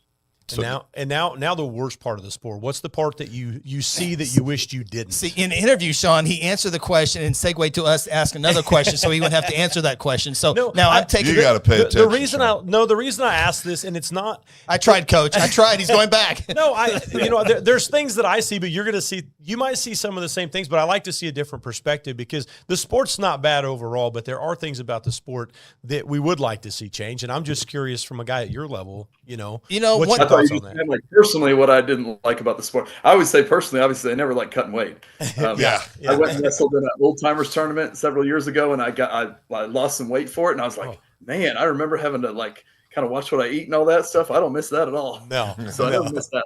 You're talking more from the things that we should check, that's been a black eye to our sport for a long time is weight cutting. But I think with the body fat tests and all that, it makes it where the kids can't go to a level below, an unhealthy weight that keeps them from losing too much. Now, do they still have to lose some weight? I mean, sometimes it's good for them, though. Yeah. I always tell people, though, that I'm trying to recruit to come out for the sport that some of our best wrestlers have gained weight during their career. Yeah. Like we had a kid, Derek White. He was a 119-pound freshman state runner-up. His senior year, he was undefeated at 195 pounds, and then he went on to be a national runner-up at Oklahoma State at heavyweight. And he looks like the Incredible Hulk with his shirt off. Yeah, he's a monster. You talk about weight cuts, Coach. We had a kid 4,000 years ago when I was in high school, David Eberts, played defensive back on our football team at about 165 pounds. This is before all the rules. Qualified for state that year, his senior year, at 112. Oh, wow. In the great state of Kansas. Oh, my gosh, yeah. He just walked around with a rubber suit on for 4 months, just spitting in a cup. He never ate. You never seen him eat. It was terrible. I can say the one thing that I don't like about it is the heavyweights have to wait for the 106 and the 120s. And they should have to start with the heavyweights so they can have their own term at the beginning so they can be done for the rest and not have to hang out all day like the 106. They're in and they're out. That's the one thing I would change. Whenever you got a good heavyweight, you're there till the very end of the tournament. Yeah. Coach Snyder. Growing up in Michigan, we would go to tournaments. And I guess they thought since heavyweights don't cut weight, we would start, not duels, but tournaments would always start with heavyweight first when I was growing up. There you go. Yeah. I don't get to ask my question. I've never been to Michigan, but I like what Michigan does. Can I ask my question? Go ahead, Phil. Okay. Favorite ice cream, Coach, please. Blue Moon. It's from Michigan, actually. What flavor? What flavor? It's kind of like its own flavor from Michigan. Okay. You have it. They have these two flavors in Michigan that we like. I love Blue Moon, and my little brother likes Superman ice cream. And you don't see them anywhere else but Michigan. It's from Michigan. So, it's a Michigan thing. Be honest now. So did Joe fly around with a cape on when he was a kid? Oh, he thought he did, didn't he? Yeah. He's not here to defend himself, so I figured I'd set him up for that. Shawn did his homework. Yeah, he did. Coach Snyder, man, we appreciate your time and looking forward to another fun season. I know we're right in the middle of it. District or duels will be here. Districts will be here. I think you got districts. Is it this week or next week? So our districts are next Tuesday. We have a pretty cool event this Thursday. We're doing we're wrestling UConn, my little brother's team, and the kids have. We don't make a big deal, but the kids have nicknamed it the Schneider Bowl. Schneider Bowl. And they used to make shirts for it. But anyway, we're going to actually invite back all of our former state champions and recognize them right before the duel. Well, that's going to take a while, Coach. And that's going to be in Edmond North. Thursday Edmond North, yes. Yeah. Thursday. That'll be a fun event to go to. That will take a while, though. Recognize all the state champions. We'll see if they all make it back. I mean, it starts out from Kelly Gregg was the first one. Oh, Kelly Gregg. His son's on the program right now, wrestler on the program. Yeah, awesome. Wow. Coach, it's been great, and best of luck the rest of the season, and can't wait to catch up with you maybe at the UMAC or the brand new OG&E Coliseum eventually. So, but it'll be a great event Tuesday for the Schneider Bowl. Be awesome. Yeah. Yeah, Coach, thank you very much, Coach. Appreciate you. Thanks, Coach. Bye-bye. Andy Schneider, Edmond North wrestling coach, and the more and more wrestling people you meet, just how good people are behind the sport. Yeah, absolutely. And it's, I say it all the time, the coaches in the sport of wrestling, coaches have a big role in the life of kids. They really do. But there's something about wrestling, and Andy had mentioned it, the individual aspect of accountability, of having to take care of your own business so that you can help your team. It's different in wrestling than it is anywhere else. Yeah. And because you get exposed differently if you haven't been. And the coaches have to be more hands-on in the mental aspect of the game in wrestling. But what that does is it makes them so much more valuable to the future lives of those kids. Yeah. And you can see, I heard this once. It's a short story, but we were at the Nationals, my first year coaching. I was a GA at UCO, and we lost that year to our arch rivals. And I was in the stands so mad. I couldn't get on the mat and do anything about it. I couldn't beat anybody up, and I was looking at their coach from the other team. It was Nebraska Omaha, and they were celebrating, and it was fun when we were celebrating. Sure. And it was and I was over there like a little crybaby, just so upset about it because all their fans had come, all their alumni had come, all their wrestlers had come, and there was this huge crowd around their coach who I couldn't stand. He was the enemy. And one of our assistant coaches sat down and he said, Shawn, the best sign of the best coach is the athletes that are willing to come back and support him after they've left. And he says, if you look at that coach right there, there's 100 people here that wrestled for him that are all back now celebrating with him. He said that guy's made a difference in their life. And you can look at Andy Schneider's program, and he talks about all these wrestlers that he had when they were little and they went through high school. And now they're all back coaching him, still wanting to be around him, still wanting to support his program. And to me, that's always stuck. And that's one of the things I've liked about Andy that I've always noticed is that he started at the bottom, worked his way up, and now he's making the people around him better. Yeah. And that's what this sport is about, especially the coaches. They're making people better. Yeah. I'm just glad Shawn's over that loss. Oh, yeah, no. Glad you moved on. And Lindsay says, love the Schneider Bowl. So Andy's going to bring in all these state champions. Is he trying to get a mental edge over brother? Look at all. There's no 18 hours. There's no man alive that I've ever met with more mental strength than Joe Schneider, Andy's brother. Yeah. That won't faze him. Okay. All right. Well, it'll be fine. I've heard you talking about the Schneider Bowl, and so it's a fun one. It's going to be a fun one. So, great for the kids. It's Tuesday night at Edmond North. Should be really, really good. All right. We're up against the next break. We got to talk about the Gary Invitational. We got the Cushing Tournament. We still got the 5 duels that we're going to go a little bit in depth on. Some other great duels as well. We'll take a look at the rankings, a little bit of shuffling there. We got a long way to go here on the High School Huddle. For centuries, it was a windswept prairie until the run of '89 saw settlers scramble for land and life in a newborn town as Oklahoma's territorial capital, Guthrie. Bank First is loyal to the preservation movement that reclaimed Oklahoma's first state capital. And we're loyal to the banking legacy born at the corner of First and Oklahoma Streets. Bank First. Loyal to Oklahoma. Loyal to you. At Mosquito and Pest Authority, our job is to keep you pest-free. Our signature mosquito control service and pest-proof barrier 360 service ensures that you aren't bothered by mosquitoes outside or pests inside. That's right, 2 brands, 2 services, only 1 visit needed. Don't believe us? We guarantee it, or we'll come back at no charge to you. No mosquitoes, no pests, no contracts, guaranteed. Call Ronnie and Sarah Phillips today at 405-916-0471. Are you ready to secure your legacy? At Black Oak Alliance, we understand that your hard work has built a future for yourself and your family. Our team of expert advisors is here to guide you through estate planning, helping you protect your assets, minimize taxes, and ensure your family's financial security. Black Oak Alliance has the experience and expertise to tailor a plan just for you. Schedule a no-cost consultation today. Visit us online at blackoakalliance.com or 405-724-6328. Black Oak Alliance, protecting your legacy. Porch pirates come in many forms. When damaging hail and windstorms hit Oklahomans, non-registered and unqualified roofers flood the neighborhoods. And unsuspecting Oklahomans think they can trust these guys because they have a nice truck. Oklahoma owned for over 2 decades, Red River Roofing Siding and Windows is top level trained and certified by the best manufacturers. Red River Roofing Siding and Windows, protecting Oklahoma families 1 roof at a time.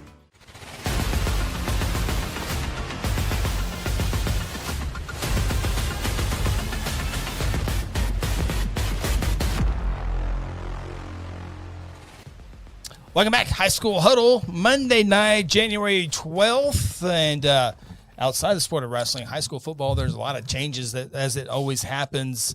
coaching changes happening. ADMs memberships, because we're going to have a brand new districts next year. So that'll get finalized next month, but the initial numbers came out today, and so there's some back and forth. Elgin back in 5A? Elgin is 5A. Yep. Yeah. Elgin, Newcastle, 5A. I bet they could find their way into that district. Could they find their way Unofficially, they're back in 5A. They find their way in District 2? Elgin? Or that doesn't fit really, does it? Yeah, I got my I went down through my 5A football schools and made out what I think the districts will be based on a bunch of scenarios. Be interesting. Yeah. One district I got Guthrie, Newcastle, Carl Albert, and the other district would be like Elgin, Lott MacArthur, and Elgin, Lott MacArthur. I can't remember. That's the one that makes sense. Yeah. You guys talk about all the fun Elgin games you got to call. I haven't got to go to one yet, so that'll be fun next year getting to do some of that. Yeah, absolutely. So great atmosphere. Chris Talbot, Mr. CA himself. Mr. Carl Albert. Glad to see you guys covering wrestling. This is great. Absolutely. Love to do it. Lindsay adds, Joe decided to go run a marathon in college without training. He's one of the toughest dudes I know. He doesn't get phased. Wow. A marathon without training? I'll tell that story. That's like the Forrest Gump. So the Oklahoma City Marathon was on I don't know, I'm making this up. It's a Sunday. So it was on a Sunday, and we had a intramural softball game that day, that afternoon scheduled. And Joe woke up that morning and said, I've never run a marathon. They got one. So he went and just entered that day, ran the marathon, didn't stop, finished in the top 25% of all the runners. And then he came to play intramural softball with the wrestling team and thought he was going to play shortstop. And so every ball that got hit in that direction got right by. His reflexes were a little slow. Lost a step. Yeah. But that same guy, I watched him lose 11 pounds in 2 hours with a pair of plastics on and running. Wow. Just put them on, and his ankle was broken. He put his stuff on, went out in the snow, and took off running. And when he came back, he was on weight. So you want to be a wrestler? He is the toughest dude I've ever met. That's crazy. Wow. That's crazy. That's a good story. Interesting. Okay. Well, we can kind of get into the big tournaments over the weekend, the Oklahoma tournaments. I know have North California, but some teams go a little further. Yeah. But there's levels. Yeah. But you had the Gary Invitational, and we had Coach Delk on last week from Mustang. Well, his Broncos go in there and win it. We saw Coach Delk's team up close and personal in a home duel, in a duel on the road with Guthrie. And so they look what we expect them to look like, but then they go into Gary and win the Invitational. That's pretty darn good. Yeah, and they've got a good wrestle team. I mean, at top to bottom. And one of my comments from the Gary tournament about Mustang is that, unfortunately for them, they're in the pool with two of the best teams in the country. Correct. Who have, in this generation, are two of the best teams that the state's ever seen. Any other year, Mustang will be the number one team right now to beat. Right. Coach Delk has that team, but with the kids that have and Andy said this. Yeah, the move-ins, everybody hates it when it's not coming to their team. Sure. But if kids show up and sign up for your school and they're good wrestlers, and you're going to tell them they can't get on the mat, that's not realistic. Right. These kids wanted to go there because he's a good coach. It's a good program, and they want to go wrestle. Well, and so with that, combined with the program Delk has, combined with that room he has, they've got a stellar program, and they're very tough, top to bottom. Every weight, they're full of good kids. Yeah, and for kids who come into that school, there's some that have to leave because they would probably never get on the mat. So it works both ways. They bring them in, but there's some has to leave. Coach Delk talked about a few kids from El Reno that went over to the Mustang deal. Obviously, Mustang is real close into the school boundary lines with your Tuttles and Newcastle, all that, and you see that at all levels, right? There's in kids. All sports. Kids get buried behind some. That's what it's the thing I love about wrestling. There's only one spot. Yeah, and you got great kids. He told the story about, I think it was the 106 pounder. That went into overtime, but the kid majority decisions to win a state title. So the second best 106 pounder was in a room that never wrestled at the tournament. Yeah, and I pitched this a couple of weeks ago. If that's a freshman and the kid he's wrestling was a senior, good for him. Yeah. He spent a year in the room with the best kid in the state, and now it's his turn. So, you look at teams like Penn State, for instance, Oklahoma State. There's a lot of tough wrestlers that are staying there because they want to become the best they can be. And going to these programs that can give their kids the best chance to be stellar gives them an opportunity at the next level. Yeah. I want to go back to the Gary Invitational. And before I do that, I said the Schneider Bowl is Tuesday. It's Thursday night. Thursday, yes. Thursday night. Starts at 6. Starts at 6. And we'll talk about that here in our next segment with that as well. But going back to Gary, not only did Mustang win it, but Broken Arrow was there. Tuttle was there. Marlowe is a very good small school every single year.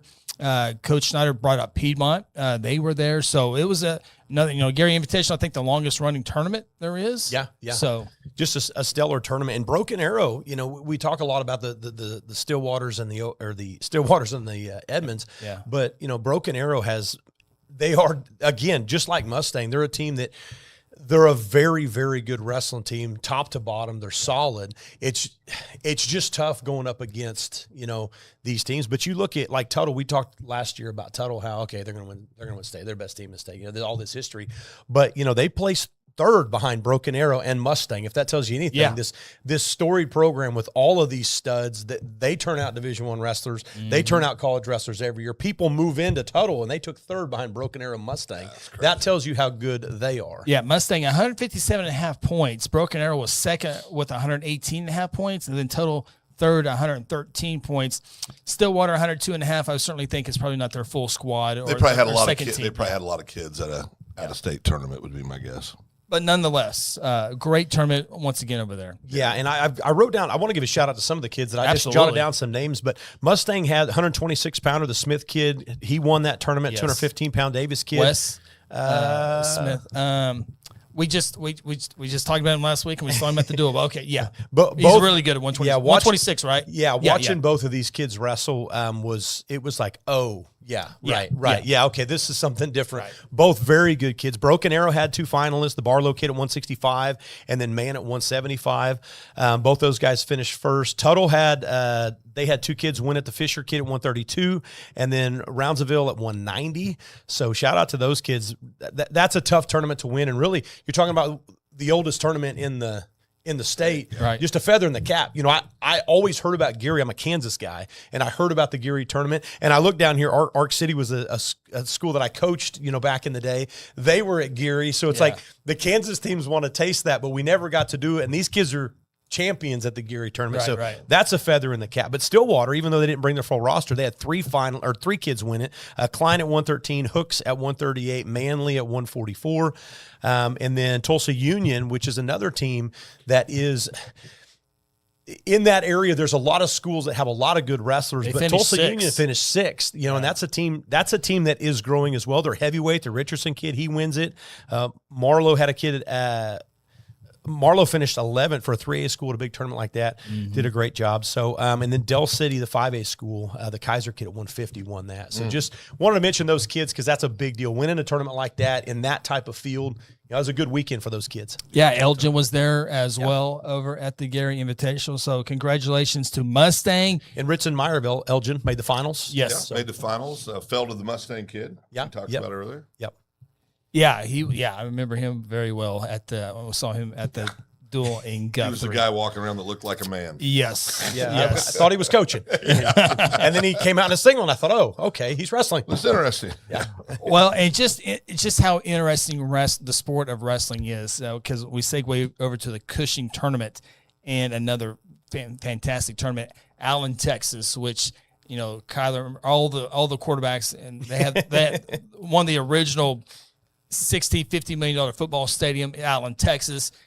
They come up to the Cushing tournament and win the tournament by 7 points over Blackwell, who's way up in Northern Oklahoma, Class 3A program, taking on one of the biggest schools in Texas, and the only difference is 7 points. Yeah, and the special thing about Blackwell, which I say it every week when we talk about, we got to see them as well. I love to hate this program because it's so impressive what they do in a little 3A town but halfway between Oklahoma City and Wichita. Yep. There's nothing out there but Blackwell wrestling. They homegrow all these kids. Coach Klein is just building this powerhouse that, yeah, they lose to Allen, Texas, but I can promise you Allen, Texas has a few more move-ins and a few more resources than Blackwell, Oklahoma. Blackwell have a couple. I mean, I think they got a kid, Newkirk or Ponca. They got a couple that have come in, but Allen, I can only imagine. If you went to those two schools and saw the difference in resources, you'd be even more impressed with Blackwell to just not able to just hang in there, but be very competitive. They had 4 kids win this tournament. Sandoval kid at 106 who monster. Watching him wrestle at the duel, we saw him on Thursday night. That kid's going to be special. Freshman, just a hammer. And I'm trying to remember who did Guthrie duel before Blackwell? Mustang. It was Mustang. So Guthrie's 106. Landry Jarvis, is that his name? Our kid? Yeah, Guthrie 106. Joe Landry competed really well against the Mustang kid. It's like, oh, wow. I think he won the match, actually. Yeah, and Joel's ranked number 6 maybe in 5A. Kid. And I was like, man, okay. And then it came to the Blackwell kid at 106, and it was a totally different a different thing. And this kid kid's a freshman, and he's levels. Yeah. He's special. Yeah. He's so good. I was this year just in person. There's been some that stand out. He's definitely the sharpest in my mind in person. To watch him wrestle, he's different. It really is, because I thought it was not real competitive, but I didn't, because Joel's had a pretty great year. He's a solid wrestler. That was outclassed. So 113 going back to Blackwell, the short kid, he wins the Cushing tournament. 132, the Edgar kid wins the tournament, and then Rowe at 175. I've been impressed with him. I watched him wrestle at the duel as well. Well, I take that back. We didn't get to watch him wrestle at the duel. I was hoping to get to watch him wrestle at the duel, but they set him out and let their backup wrestle, one of our younger freshmen. But that kid's a talented kid as well. And this Cushing tournament's been great over the years. Once again, Chickasha finishes 3rd.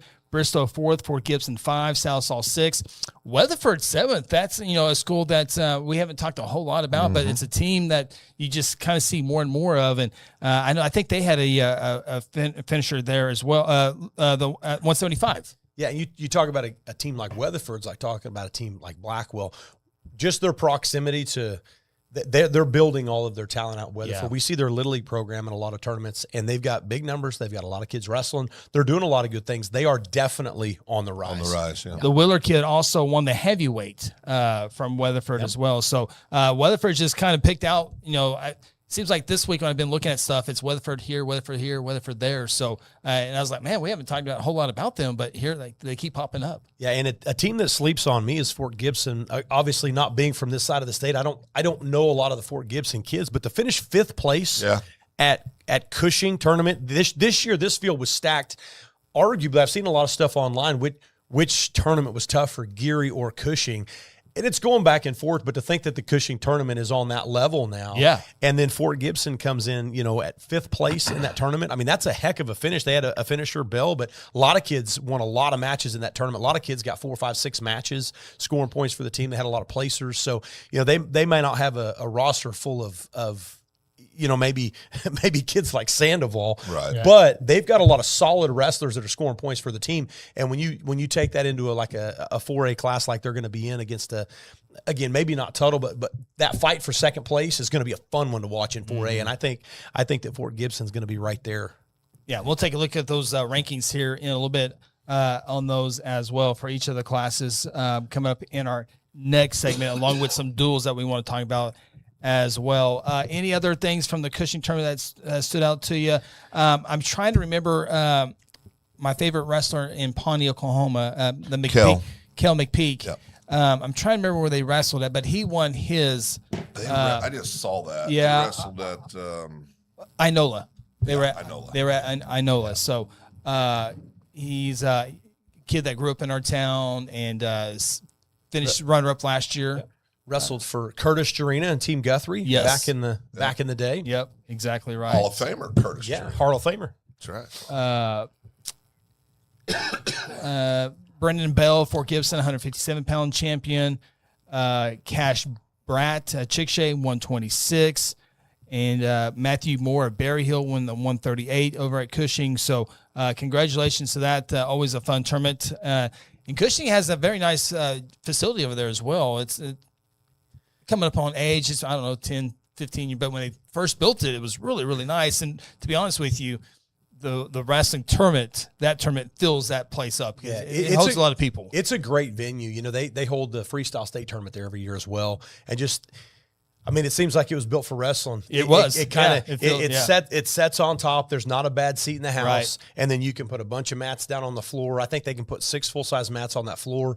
So it's great for high school wrestling because you get full-size mats, and you know, doesn't matter where your kid's wrestling, you're gonna be able to watch. I've seen both events, basketball and wrestling, and Cushing, and it's nothing. Sorry, Cushing basketball, but it's night and day difference. No one watching this episode cares about basketball. Okay, so, good. Yeah, so okay, no, good deal.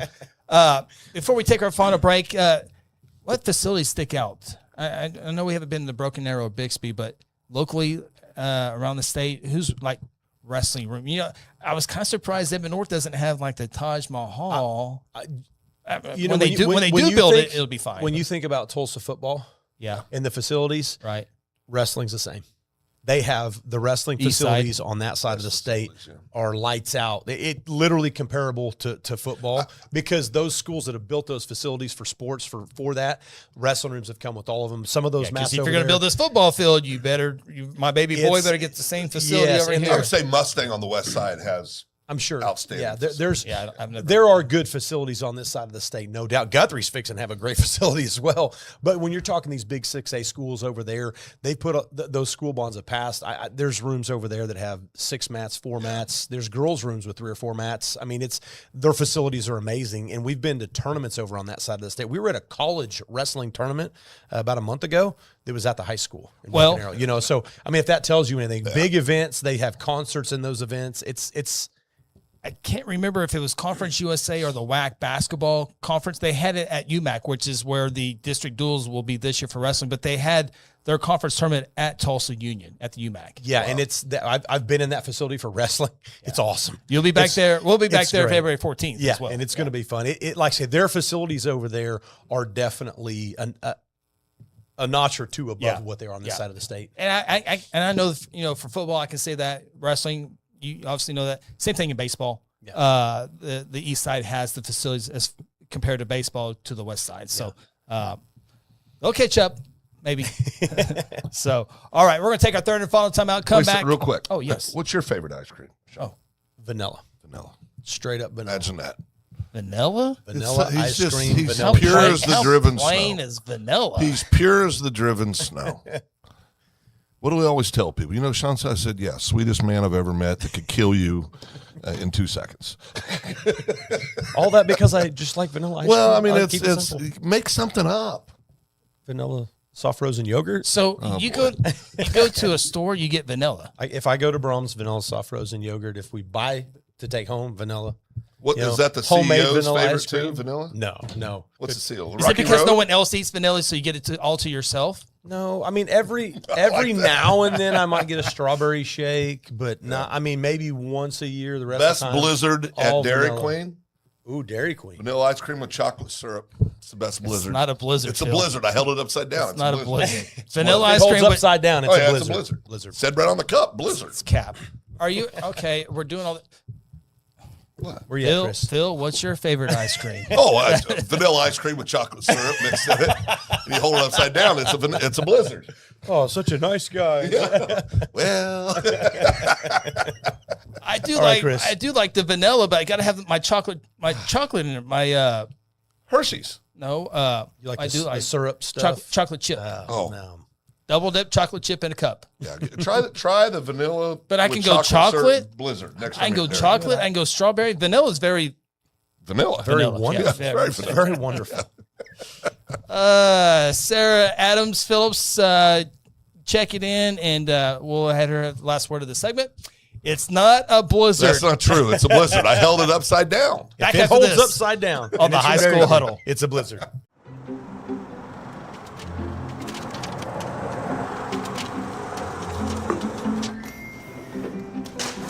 What do you think you're doing? You said we need new windows, and you're not calling Red River. Okay. If you're gonna throw money out the window by not calling Red River. Okay, I get it. I'll call Red River. Where did he get all this money?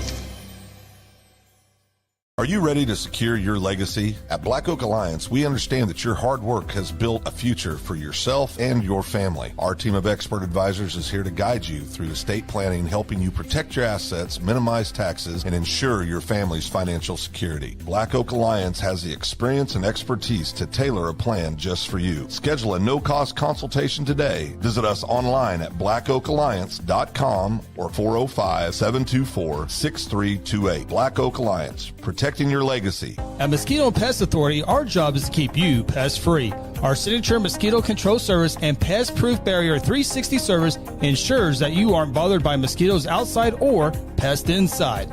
That's right, 2 brands, 2 services, only 1 visit needed. Don't believe us? We guarantee it, or we'll come back at no charge to you. No mosquitoes, no pests, no contracts, guaranteed.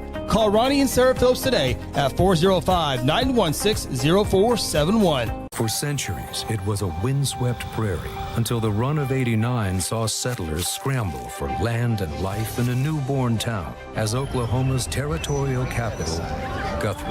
Bank First is loyal to the preservation movement that reclaimed Oklahoma's first state capital. And we're loyal to the banking legacy born at the corner of First and Oklahoma streets.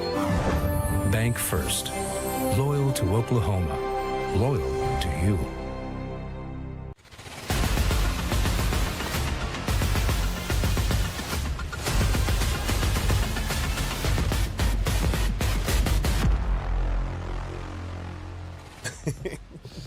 Ice cream conversation continues here on the High Fitting School for Huddle. wrestling, because right after weigh-ins, the first thing you want is ice cream. Ice cream. Yeah, on the way home. Well, you can Well, ask it's favorite pizzas. This You can vanilla thing here might be a Kansas thing. it's a blizzard. If you hold it upside down the cup, it's a blizzard. That's how they serve it to you. They put it in, they go like right. this. That's and what, then yeah, if you just get a cup of vanilla ice cream and you hold it upside down, it's going to fall out. Yep, but a blizzard. Blizzard firm. Yep. And we're talking about things from Kansas. A Pizza Hut. Pizza, what was the other? Taco Tico, Taco the greatest fast food Mexican restaurant in the history of the But world. I learned during the break that I knew Pizza Hut came from Wichita, Kansas. Yeah. My mom used to work for them. Okay. And then they have this takeover. Had a little falling out with the founder. And so the founder started Papa John's. Well, pizza's been good to him. Wow. I didn't know Papa John's and Pizza Hut had the... You never knew red sauce and some dough can make you a billionaire, yeah. did you? Throw some cheese on there. Wow. All right. Good stuff. Good stuff. Well, we don't know if Phil went 0-5 or 5-0 last I week. went 5-0. I remember what I picked. Read them off. Well, that's the problem. We lost our list. Where'd it go? I have notes all over, but Chris had one job, Shawn. Keep the list. I'm going to find our list. I should have the email. I don't think we just need to go on honor system. Let's go on an honor system. See how the picks went. So as I wait time, oh boy, police are going by. We're good. Oklahoma, yeah. Logan County. Oh, Just shut the lights off real quick. Yeah. Oh, we're good. Logan County. Okay, you're good there. I was buying time for Shawn. Shawn's efforting. So I know Guthrie Mustang was on there. Yes. And we both lost that because we went with our hearts. Did we really? We went with our hearts. Did we really? Shawn went with his logic. Did we really pick it, though? No, we can't pick. You can't back out now. No, we you can't gave me pick such that. a hard time. No, you can't pick that. Can't pick that. So it doesn't count. No, not that one. Yeah. Well, I think our official pick was Mustang. Yeah, it was. But our show pick was Guthrie. But it was So there's a pick behind the pick. Well, we got to walk these streets every day, Shawn. But we do have the list for the top 5 duels this week that we're going to get ready here in just a few moments. As we mentioned, there are a lot of great duels coming up this week as well. I do know this. The Carl Albert tournament is this week as well, Friday and Saturday.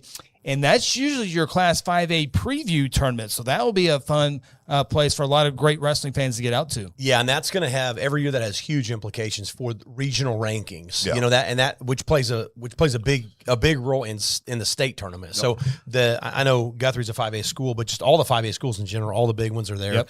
And that's when you get a chance to knock off someone, see where it gives the coaches a chance to see where you're at, all that stuff. But a lot of the final decisions that come for those regional rankings come out of that tournament. Yeah. So it's a big deal. Yeah, it really is. It really is. Okay, as we attempt to get ready for our district duels, we can't look at the rankings. There hasn't been a whole lot of changes, but there have been some changes here as we'll work our way on. Let's go. We start with the boys first, so let's go with girls this week in Class 5A. No surprise there. McLeod remains at number 1 on the list. Hara Panthers keep talking about their program, boys and girls, in at number 2. Ulaga Talala at number 3. Little Axe is at number 4, and the Cash, the Bulldogs, number 5. I know a lot of folks down that part really scared of Cash. Yeah. Right. What they can do outside boys and girls. Cash. It's just so weird to see a Little Axe, 5A. Look up. Yeah. I'll say only 2 classes in girls wrestling. So there are the 5A ladies. Take a look at the 6A ladies. Broken Arrow, number 1. Bixby, number 2. Union, number 3. All 3 East Side schools there. We're talking about facilities a little bit earlier. Westmore at number 4. And Stillwater at number 5. And I know there's a lot of geeks talking about numbers, school enrollment for football, but really doesn't have a big bearing in wrestling, ADMs, just because the number of schools are that compete in there. But it could get eventually, as we add more classes down the road that Wes didn't want to talk about a couple of weeks ago, but I don't know if it's 2, 3, 4, 5 years down the road, but ADMs will mean a little bit more to others. Yeah. When you're talking about numbers, enrollment, things like that, you listen. Andy said there was 40-some girls wrestling on their team. Guthrie's got 18 to 20. In a 5A school, but they're in the same. They're going to be competing at the same tournament, right? Guthrie's got a coach and now a second coach. There's 3 or 4 over there for their girls team. Facilities, just all the things that go with that. I'm sure the coaches, the true, I would call true 5A, schools, they would like to see a division there so they would be competing against. But like Wes said, you can't really do that. Right. We all understand it, and we'd like it to get where it should be, and we just need participation. Takes numbers. The sport's got to grow. Girls wrestling has to grow. It's growing. It's eventually going to get there. I think we all know that. It's just going to take time. Yeah. All right, let's take a look at the 3A boys rankings. This week, Blackwell remains number 1. Marlowe at number 2. Salina at number 3. These are dual rankings, by the way. Dual rankings, obviously separate from tournament. Shawn will get that here in a minute. But Pawhuska, number 4, and Perry, number 5. I know one school that's not on there that, that could be up there by the end of the season is the Pawnee Black Bears. Yeah, good, solid program. Heritage Hall also up there, Lincoln Christian, Kingfisher, Community Christian, Comanche, Chandler, some other schools outside of the top 5 right now here in the second week of January. But it's definitely Blackwell at the top. And then, we keep talking about Salina. I think they were number 2 last week, number 3 this week in dual rankings. Yeah. And I believe those are flipped in the tournament rankings, which always makes for fun. Yes. A lot of conversation. And some coaches will say that's because the coaches on that side of the state don't know anything about the teams on this side of the state. Right. And the ones over here will say the coaches on this side don't know anything about that side. Right. So that's why those coaches rankings look different. When you're looking at the actual tournament result rankings, I don't know. Every time I think that they're more right, then I end up getting proven wrong. The coaches do tend to know what they're looking at, but I do like it when there's 2 teams that are flip-flopped all the time, because when they do meet head-to-head at the duel and at the state tournament, that's the race that everybody's looking for, and that's when wrestling gets fun. I didn't want to go here with Andy, but what would he answer? Would he rather win the dual tournament or the state tournament against Stillwater? Both. Well, both, yeah. It's you want to win them both. It's tough because you can only pick one. Oh, I'm gonna say dual. I would say, I'm just trying to put myself in his shoes, and I'm not. I would say as a coach, the last tournament of the year, the last chance to say you're the best team at the very end when everything's coming together. If you have the best team at the end of the year, you have the best team. So I would say the state tournament. That's the feel I get. I love duels. I love the team aspect of it. And I love the tournament, state tournament, but I always get to feel the state tournament is always a bigger deal than a dual state tournament. If you go to the dual state tournament and watch those 2 teams duel it out in the finals, it's going to feel exactly huge. Yeah. You know, and if both of those if both those teams went to Stillwater High School, it would feel like bedlam. Yeah. And if they went to, so again, like Phil said, that tournament, if I win that and I don't win the state tournament, I'm gonna say, well, when we met each other head to head, we had the better team. Head to head, we beat you. We didn't have that's what I go because back. If you win, if a Mustang got in the way, a broken arrow got in the way. Yeah, let's say Phil's team beats me at the state tournament. I like where this. I would say, that's because you needed other people. You needed other teams to knock my guys off. Yeah. But head to head, your guys couldn't beat my guys. Right. So that's where it kind of gets a toss. To me, that's why I go with duels. Yeah. To me. But at the end of the day, if you win them both, no doubt. Then there's no discussion. All right, take a look at the Class 4A rankings. There they are, the Tuttle Tigers. I think they've won 22 state titles, 18 in a row, or going for 18. One of those crazy numbers. Bunch. Yeah. Bristow, a team that we've talked about a lot about here, number 2. Had a great showing in Cushing as well. Yep. They did. Fort Gibson at number 3. Shawn talked a whole lot about them earlier. There's the Cash boys. So Cash has both teams of ranked, and Cushing boys at number 5 in the 4A rankings. Yeah, and Cash is a team that's climbing as well. We're seeing more of their wrestlers' names pop up. We're seeing their names start to climb up. That's a program they're good, but they're on the rise. They're getting better. Seems like every season. So Shawn, if the tournament happened tomorrow, the state tournament, not the duels, but state tournament. Look at Blackwell and look at Tuttle. Who wins by the larger margin over the runner-up team? Well, Cushing That's a or tough question. Blackwell, Marlowe, Salina. I think 3A's deeper.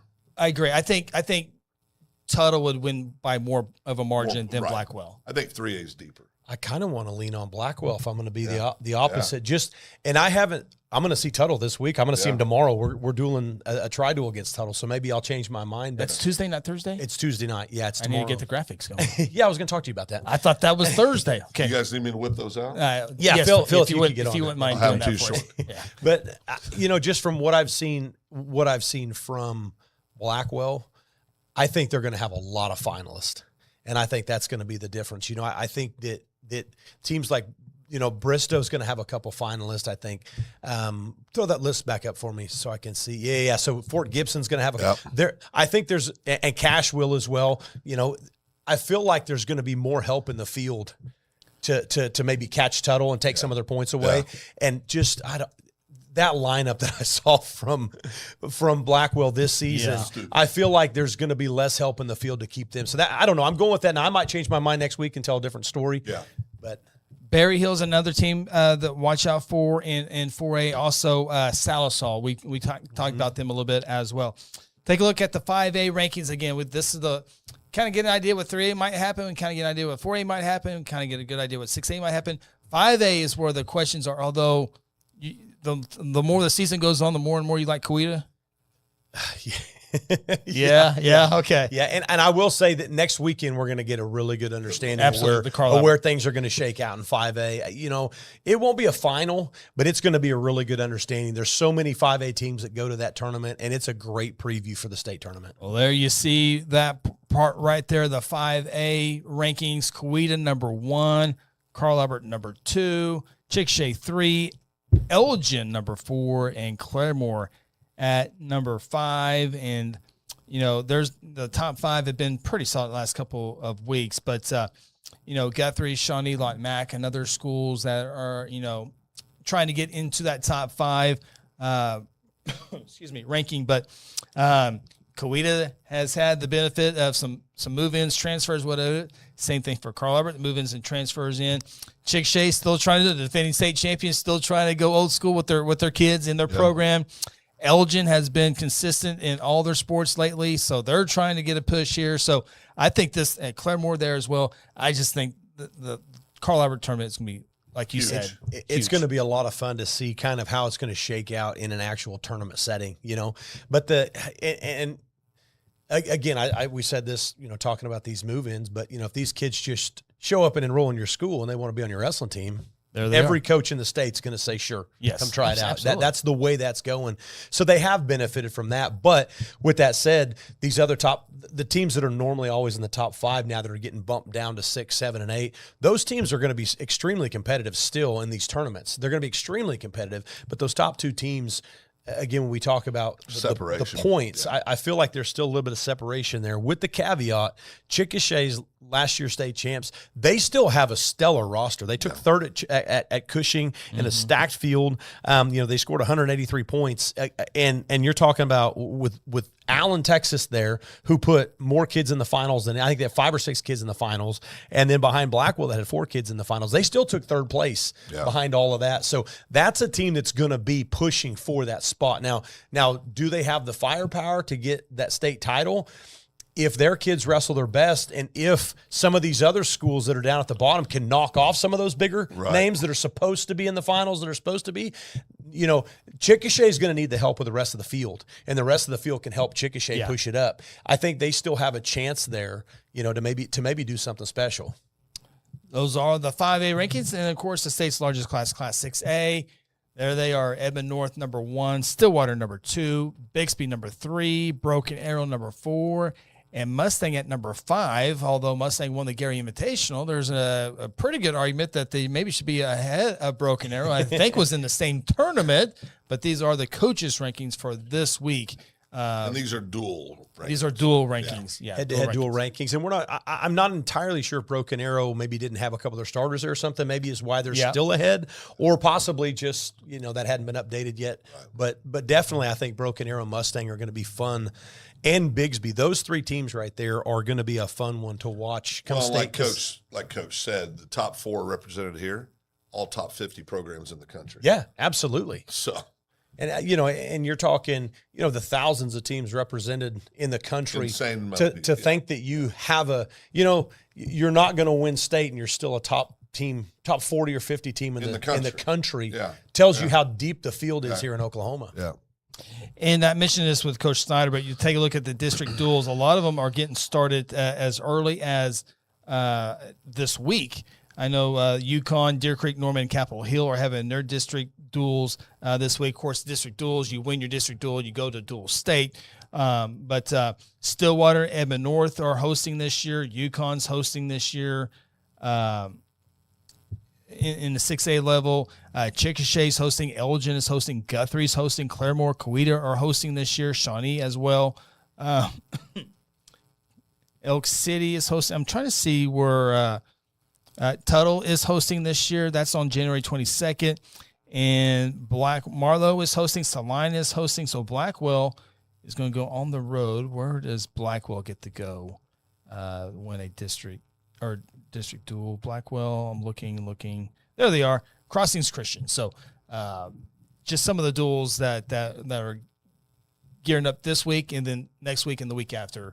That way they have a whole month to get ready for their dual stage. So, all right, those are your rankings and dual standings, all that. Let's take a look at some duels this week. And There's quite a few good. Last week we were just getting kicked off with duels starting back up since Christmas. Some of the teams are getting their first January duel start, and now it's Tuesday, Thursday, a mile long. Everybody's wrestling. Well, some duels outside of the top 5 that we'll look at here in a second. Cushing is on the road at Perry. We talked about the Schneider Bowl. Deer Creek and Yukon's a good one, and that will.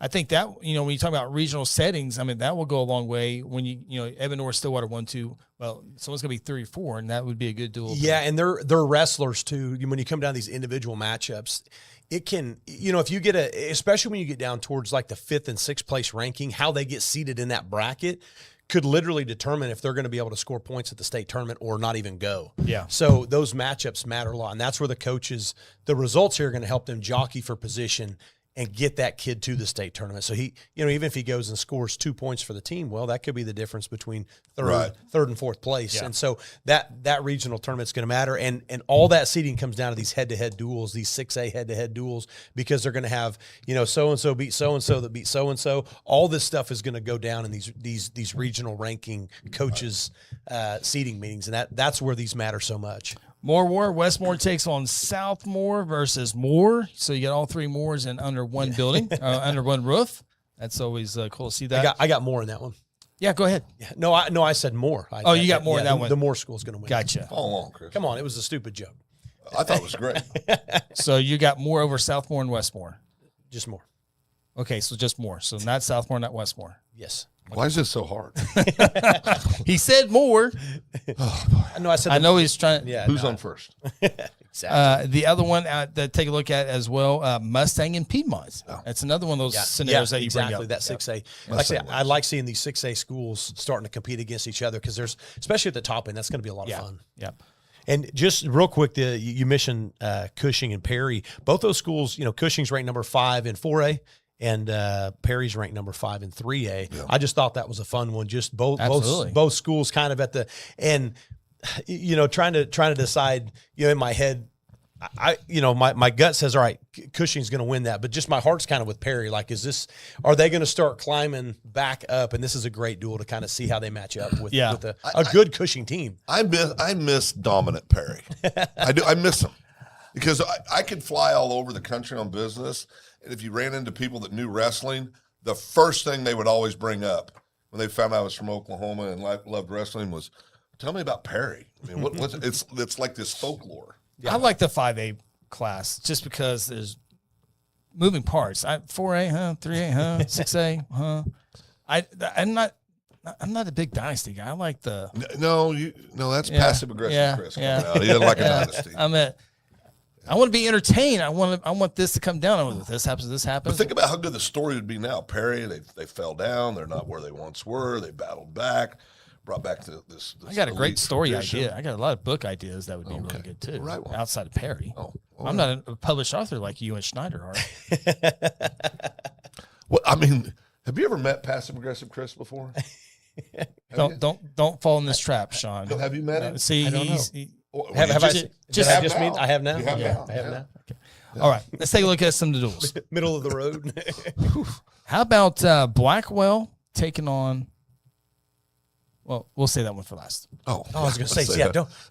So are we making pick? Do we want to go over our picks from last time? We have those. I did find them. I found them. Gummit. Why are you so worried? I'm gonna see if we're keeping notes. If not, let's keep notes on it. So this has been verified independently. Definitely. So we had Blackwell Perry. Where do you see our names written down next to them? Well, we remember who. We will. We all picked Blackwell on that one. Blackwell. So Blackwell Perry, and Blackwell did win that duel. I gotta click back and forth here to know who won these duels. Cash. So we had Cash and Comanche. You two went with Cash. Yeah. I went with Comanche. Who won? Come on, Cash. Come on, baby. So hold on here. I'm pulling up their. Sorry, I'm used to 3 screens and I've only got 2 here. All right, let me get here. Oh, come on, Cash. So Cash, and why is this not pulling up? Because we picked Cash and they won, and you don't want to tell everybody. Hold on, I might need you to look at this one. I'll do it. Why don't you look at this one and I'll pull up the duels? Sorry, no, I'll put. It's our first Cash. Time. Goodness, Cash. Come on, Cash. Oh, Cash won. Come on, Cash. Cash won. Cash. Say the score first. 61-22. Yeah, that's right. Cash won. No. All right, you guys got me right. Three-time All-American. I went with my heart on that one. 61-22 wasn't even close. No, it was not. Unfortunately, our friend Jared, big Cash fan. Loves Cash. Loves Cash. Favorite team outside Elgin. I want to say OSU's heavyweights Comanche. He was. Yeah. He was. His dad is the assistant coach there, I believe. Okay. I talked to him at a tournament last year. Yep. He obviously won his last night. Yep, had a good match. He did. Very, very good on top as a heavyweight. Jared. Dang it. Jared doesn't like your vanilla pick. He's not happy with the vanilla pick. He doesn't like vanilla ice cream. All right, so Guthrie Mustang is the next one up. We lost that, Chris. But we won. We won, but we lost. I think we all lost there, but Well, I know you did. You lost friends, lifelong relationships. You and Delk had you guys have fun. Whatever. Whatever you want to do. Yeah, when are y'all moving? Can I sleep on your couch? Well, no, you picked against Guthrie. Oh, dang it. I sleep in the studio? Yeah, sure. No, you got a place up there. All right. What was our next one? Union and Owasso. Union and Owasso. I think we all picked Union. No. I picked Union, but someone picked Owasso. I did. We both went Owasso. Yeah, we went Owasso. Do I need to look that one up, Sean? Yeah, I looked that one up. Okay. I'm not sure the results of that. I like it. Sorry, I should have. we're 1 for 1 when I look it up. This was on the list of things I was supposed I think we're getting ready to be 1-1. Boys wrestling. This was on the list of things I was supposed to do, and I didn't do it, so that's my fault. 42-32. Ooh, that was a good Owasso? duel. That was a good duel. No. Dadgubbit. Are you sure I picked Owasso? Yeah. Where's it written down? We got the archives. I don't think I did. You have to go back and watch the episode. Because I did the whole Shawn. The year was 2017. Yeah, Owasso deal. Yeah, that's right. I did pick Owasso. And then last one was Mustang Deer Creek. Oh, we all picked. I think we all picked Mustang on that one. What was the score of that duel? Can you look it up quick? I got it right here. Mustang Broncos, not Chos. They're the Coes. Boys wrestling. Mustang Deer Creek, 66-11. 66-11. Definitely Mustang on that one. That was 3-2. 3-2. But Phil, I got to give you credit. Oh, I like there you go. I think you really knew Mustang was going to be Guthrie. I did. You just did it for the show purposes. I did. Yeah. But you still can't give it to him. No, I won't take it. Okay. But no, but If you take it, then I can take it. I know, but on here. It's so hard to pick against. So how did I do? Sean, it really doesn't matter. No, it really doesn't. So I went 3-2. 4-1. I went 3-2. Phil went 3-2, and Sean went 4-1. So the truth is, we all went 4-1. But I really picked bad on Comanche Cash because that was. You know what? That should count for 2 losses. It should. That was So we all went 3-2. Okay, let's get on to this week's duels. Let's start with. If we're going to start keeping records of this, I'm going to get serious. I know. Okay. The first one we'll take a look at. Lock in. Only matters in postseason, Phil. Postseason's all. Yeah. First one we'll take a look at Salisal at Salina. Oh. Salisal at. See, this one's. That's tough. So Salisal 4A, ranked number 6. Coach Mark Smith's got that team on the rise. And then Salida, 3A, ranked number 4, West Harding back. Well, in dual standings, I guess. They're 3. They're 2, I think. 2 or no, they're 3. 3, yeah. Yes, and they're flip-flopped with we just talked about them. McLeod, right? This one. I got my pick. Got it locked in. Who's going first here? I know who I'm picking. I'm going to go with Salida. I'm going with Salida. Salina. Your name is Shawn. Oh boy. All right. Shawn goes Salina. Yeah, I'm going Salina as well. Okay, I am as well. Okay. So we're all going Salina? Yeah, all going Well, no, Jared's going Salisal. Jared's going Salisal. And here's the hard part for me is I like to put my eyes on people and I don't see these other schools over here, so I don't get. That's a misdemeanor in most counties there, Shawn. Oh boy. Oh boy. We joke, CEO. We joke. And I don't get to see these schools as often, normally only at the big tournaments or if we do happen to catch them at one of the tournaments we're at. So, yeah, I'm just going to have to go with my gut on that one. Okay. Next one we'll take a look at. Phil, you get to go first. Okay, very good. Okay. Marlowe at Chickasha. Oh, this is going to be a fun one. Oh, wow. Marlowe's, I think, 2, right? Correct. They set in 2. Chickasha set in what, 3? Mm-hmm. Correct. In 5A? Yep. Yeah, I'm going to go with Chickasha. I think it'll be highly competitive, but I think Chickasha will get the win. Who are we looking at here? Chickasha and Marlowe. Yeah, this pick last year and the year before would have been so much harder. Okay. I was going to let him talk. Go ahead, I was going to let him go. I was going to let him talk. Shawn, you got a little some etiquette. Okay, all right. I will also go with Chickasha. Yep. I'll go with Chickasha. I want to go against the grain here because I'm a Marlowe fan. I know. I'm a Marlowe fan. That gets you in trouble. That gets Love you the Outlaws. That's where your heart says one thing and your brain says another. They have the great the white paint on the trees. The outlook. Okay, why do they do? We still have never figured that out. Is it with insects? I don't know. But they got the Every time you drive down the road, they do. They got the great mascot. Someone please tell us why. There's a reason. There's a good reason. We looked it up. a lot of time to do it. They spend a lot of time and effort to do all that. They look great, too. It matters. It's like level, too. I have to, on this pick, Jared with Marlowe. Last year before. Comanche, too. That's true. Last year and year before, I think I would have went with Marlowe on this Yeah. pick.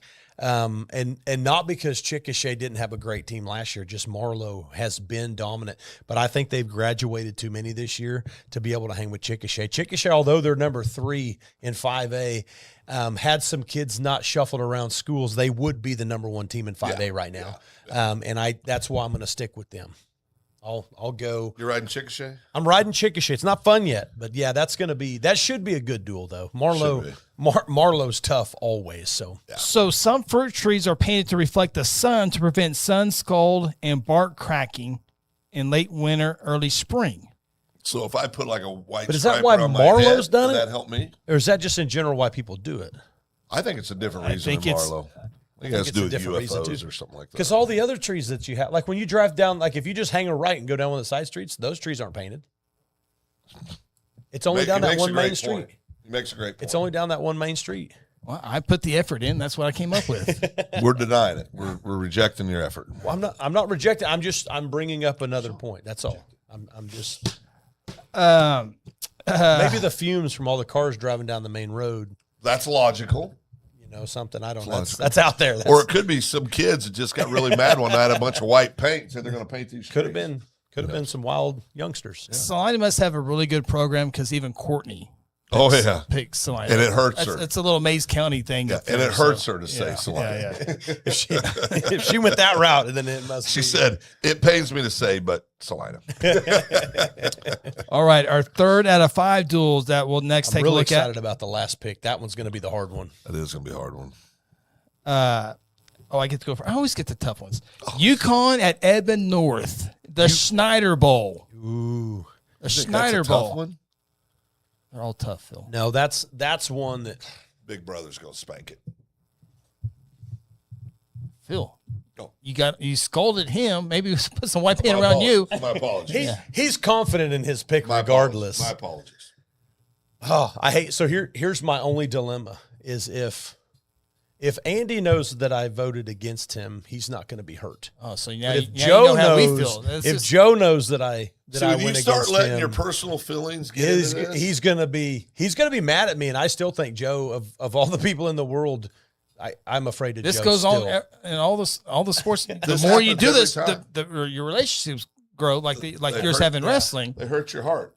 I never dreamed when Adair was playing in the state championship, I was sick to my stomach at different points of that game. I was. I'm like, I didn't know any of these kids till 3 weeks ago. Yeah, and then all of a sudden, I still think that UConn has not reached the height that they will.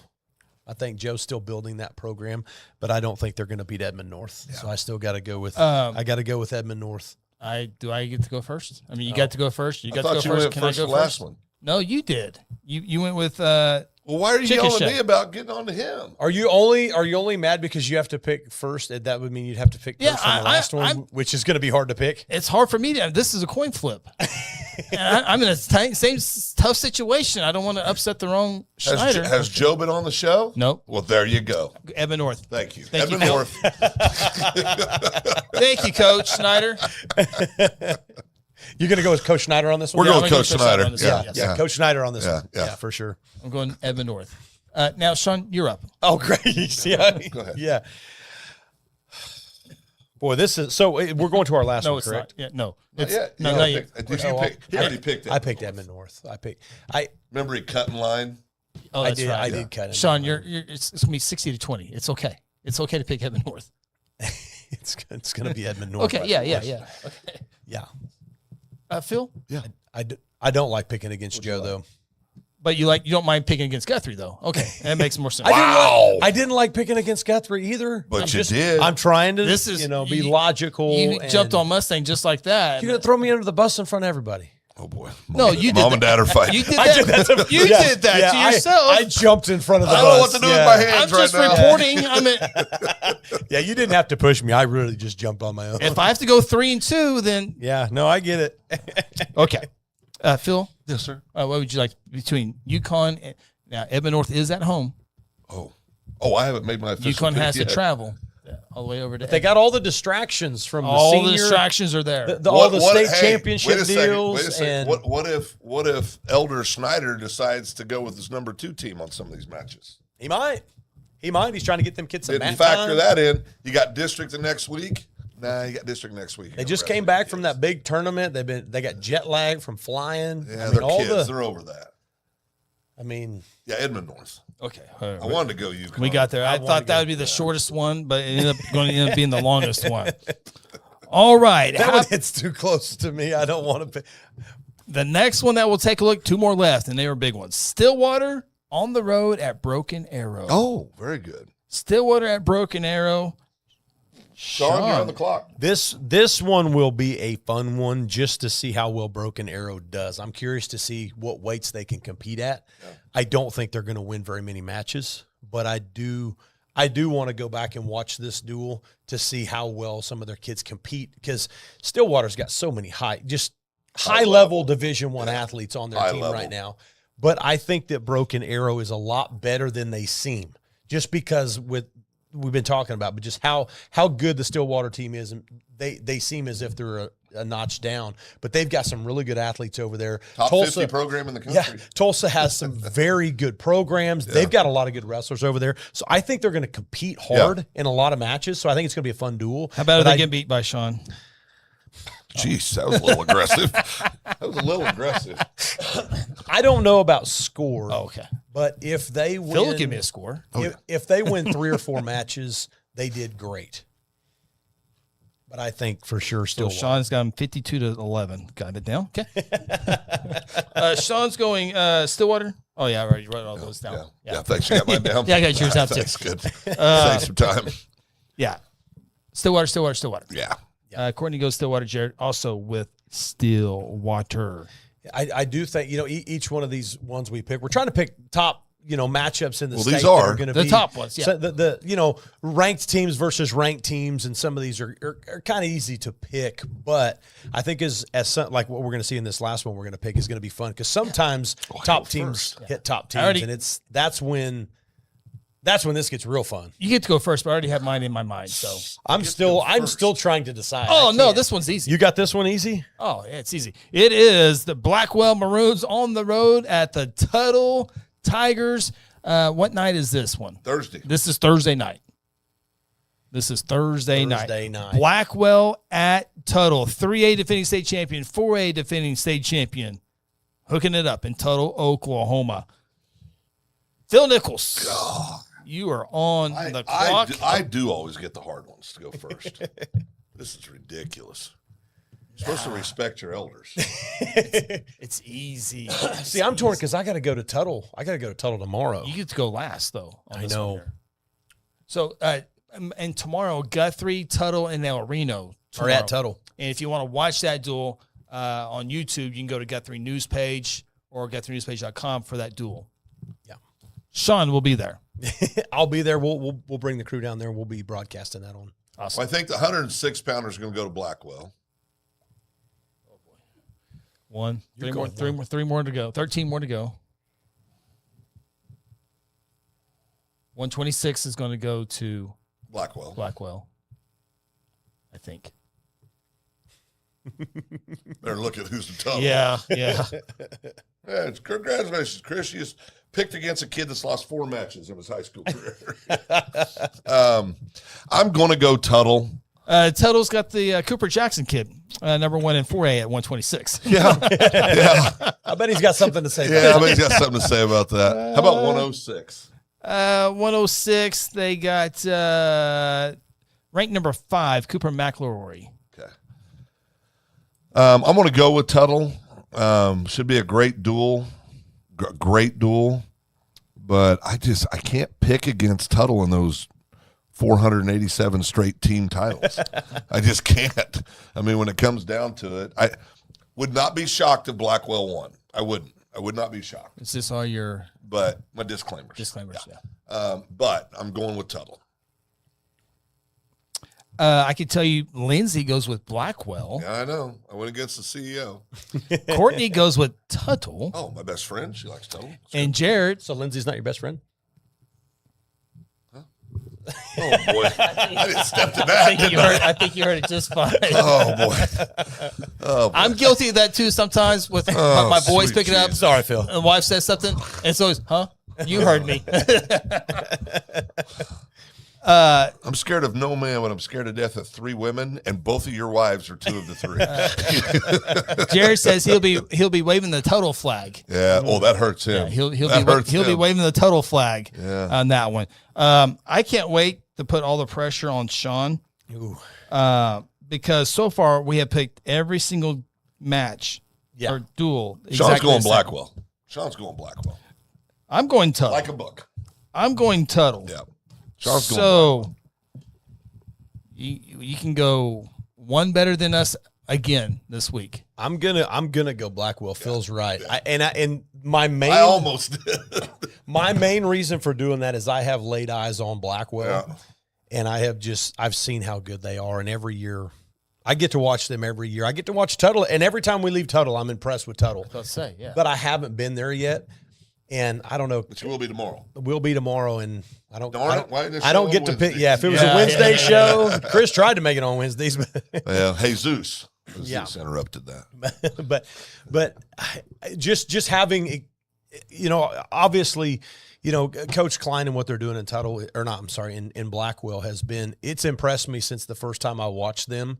And every year they're on point. They're very disciplined. And I always like to, when I see kids at every weight doing the same things, the same fundamental things, and they're having success with it, it tells me that that's what they're working on in practice and it's effective. And that's what I see from Tuttle year in and year out is they consistently do. Wrestlers at every single weight are consistently scoring with the same moves, winning from the same positions, doing the same things. And every year I see them do that. And that's why it's hard for me to pick against Blackwell. I'll go Blackwell. Yeah. So you're picking Guthrie to beat Tuttle, El Reno to beat Tuttle, and Blackwell to beat Tuttle this week. So is that what, did I say that? Is that what I heard? I couldn't. I didn't say that. El Reno's not beating Tuttle. But Guthrie is. Guthrie's going to wrestle Tuttle well. Okay. I think he's calling for Tuttle to get beat twice in 1 week. He can't make it. He can't make up the Mustang over Guthrie. I don't know. They might not let me in Tuttle if you guys keep talking like that. Maybe we're not going to be. We're not doing anything. You're the one talking smack about Tuttle. I didn't say anything bad about Tuttle. Chris? That's why I heard smack. Not very consistent at all their weights. Blackwell's don't know more what's consistent. gonna They're probably not going to let me call the duel. Then you guys are going to have to go do it. Oh, well, no, Tuttle understands this. time. Tuttle understands the entertainment purposes. So it's bedtime right now. Yeah, it is. Phil's 8 o'clock alarm just went off. Jeez. So you'll go to bed at 9:30. What time you'll wake up? 11:30, 1:30, 2:30? Well, to pray. Yeah. Go to the bathroom. The fourth. Well, the fourth watch of the night fills up. Yeah. How many times do you wake up in the middle of the night? Biblical. Honestly? Yeah. 3 or 4. Last 2 nights have been good. Last 2 nights I've slept through the night. So bad. I slept through the night. So we got a burn permit and we burned this weekend, and I went out there and it was well in hand, and my beautiful wife. You left the fire unattended? No. The permit says not to leave. I didn't leave it unattended. I just said I took care of it. Jared, is that true? Do you leave a fire unattended? No, Jared? you never leave a fire unattended. I know that. That's what you said. No, I did not. I said I had it under control. It was I took care of it, and then I came in the house. It's about 9 o'clock. My beautiful wife says, "Honey, you're probably going to need to go out throughout the night and check on that fire." I said, "It's out." And so I go out there, going to make a point. I get my pitchfork. I mean, I put gallons of water on this. Hit it in the middle. Embers everywhere. I said, "I'll see you in the morning." It's on fire watch last night. So you didn't leave it unattended for 1 second. Farmer Phil with the pitchfork. I like it. Got the bibs Did and you everything. did you have farmer pants on? Well, yeah, I mean, working man's clothes. Absolutely. Yeah. I love it. Yeah, working man's It's clothes. basically a wrestling singlet. Oh. Isn't it? It's got the straps. So whoever loses the year on the picks has to wear a singlet on air. No, that was never agreed upon, Phil. Never agreed upon. It was suggested by the guy that's in the gym every day. I think that folks at home should tell us if that's a good idea. I don't think we let it go to that, Phil. I decided I've worn my last wrestling singlet. Hey, Phil, I do want to bring up, before we leave, I want you to see one photo and get your thoughts on this. Sweet Jesus. This is scary. Yeah. So Shawn Shawn was our guest preacher yesterday. Yeah. Oh boy, And, I know what this is. Yep. Let me find this right here. That's Shawn preaching yesterday at our church. Any questions, Phil? No, I mean, Shawn's a half a bubble off, so I mean, that's So I can tell you the sermon is fantastic. South Point Baptist Church, if you want to watch it. I don't think that's OSHA. I don't think that's good. It's on YouTube. Our insurance agent is inquiring of, Yes. of what exactly. I took the picture and I sent it to the person in charge of supplying the insurance to this. I go, That's the code. I got a few insurance questions when you have time. You also got the Captain Morgan pose going on right now, too. I mean, Captain Morgan at church. that's right. What were you doing there? Yeah. I was preaching. I'm sure it was great, all joking aside, but you'll have to explain to me the ladders. Did you climb up and down them a few times? Yeah. Oh yeah. I folded one up. Were you out of breath? Yelled at it. It did a great service for you, Phil. Was he out? Go back and watch it, and it'll explain it. What was it about? Well, you got this side of things, but Jesus on this side. Right side, left side? Yeah, a little bit of that. Yeah. I tend to struggle with that. Yeah. Good fruit, bad fruit. It's Good fruit, bad fruit. Sean. That's a little teaser. Go watch it. It's a good sermon. Sean I had will watch it. at one time. Sean had one foot on that left ladder. Which one was good side? Oh, you want to be on the other I'm side. on the bad side right He's on the bad side right now. It's the side you don't want to be on. That's where. Was he Captain Morgan in the good side? Oh yeah, too? absolutely. Well, Captain it the other leg? Captain Morgan's definitely on the other side. Yeah. Yellow. Captain Morgan's on the yellow ladder for sure. So it was. Well, the CEO has spoken at the end of the year. Great idea. I have singlets washed. There you go. Oh, this is just There you terrible. go. She's trying to get me to wrestle in another tournament. She almost talked me into it last year because then Why don't you do that? All three of my boys would have got to compete in the same tournament. You want to do that? No, I'm held together by a thread at this point. I would be. The last time I competed, I felt amazing. There I you don't go. feel that Exactly. way anymore. So, I think that ship has sailed. I just remember the little hammer from Augusta, Kansas, first time I saw him.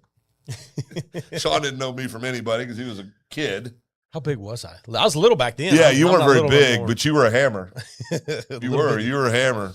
I just remember sitting there with Larry Train going, "Who's this little knucklehead?" And you looked so darn mad all the time. What was that all about? Were you mad? I was just focused. You were very focused. I was focused. First time I was ever scared of a 8th grader. Very, very focused. All right, that'll do it. Just like that. It's the fastest show. So white singlet, blue singlet. No singlet. No singlet. She says she's going to wash her singlet. I can tell you right now, they don't fit. Well, it wouldn't fit all of us or just some of us. I'm pretty sure she can find a singlet. This is a terrible idea. That should be a good. That should be a promo shot. This is- all three of us in singlets. Oh my God. How about we just put the warm-ups on? Let's just get that's some so warm-ups, you know. That'd be so good. I'll do farmer pants. Farmer. I'll do farmer pants. I guarantee OU would get a takedown over OSU before I would wear a singlet. It's not happening. Why would you wear a singlet? I don't know, for free? Well, no, that's true. You usually pay double for that kind Hey, of if we need to raise some funds for Chris to get in a singlet and a wrestling stance, we'll take his picture. fundraiser. Fundraiser. Oh boy. Yeah. Oh, my. Look at this. She's threatening me now, baby. Be sweet. Everyone sizes. All right. Well, Jared says yes. Everybody loves the idea. Because they don't have to put the singlet Well, on. it's the people's show, guys. Yeah. We're doing this for the people. Yeah. They would have to see it. Yeah. It'd be their fault. It would be their fault. Ratings are going to fall next year. I can promise you that. They're going to be unimpressed with the show. My eyes. You know what? I think I'll just have to, if I ever had to wear a singlet, I'd just go run a marathon real quick and come back and put it on. Just so you know, Chris, there's no hiding anything in a singlet. Oh, Everything. That's the problem, guys. Yeah. That's the problem. Our cameras caught that. We're not doing white singlets. I can promise you that. When my boy, exactly.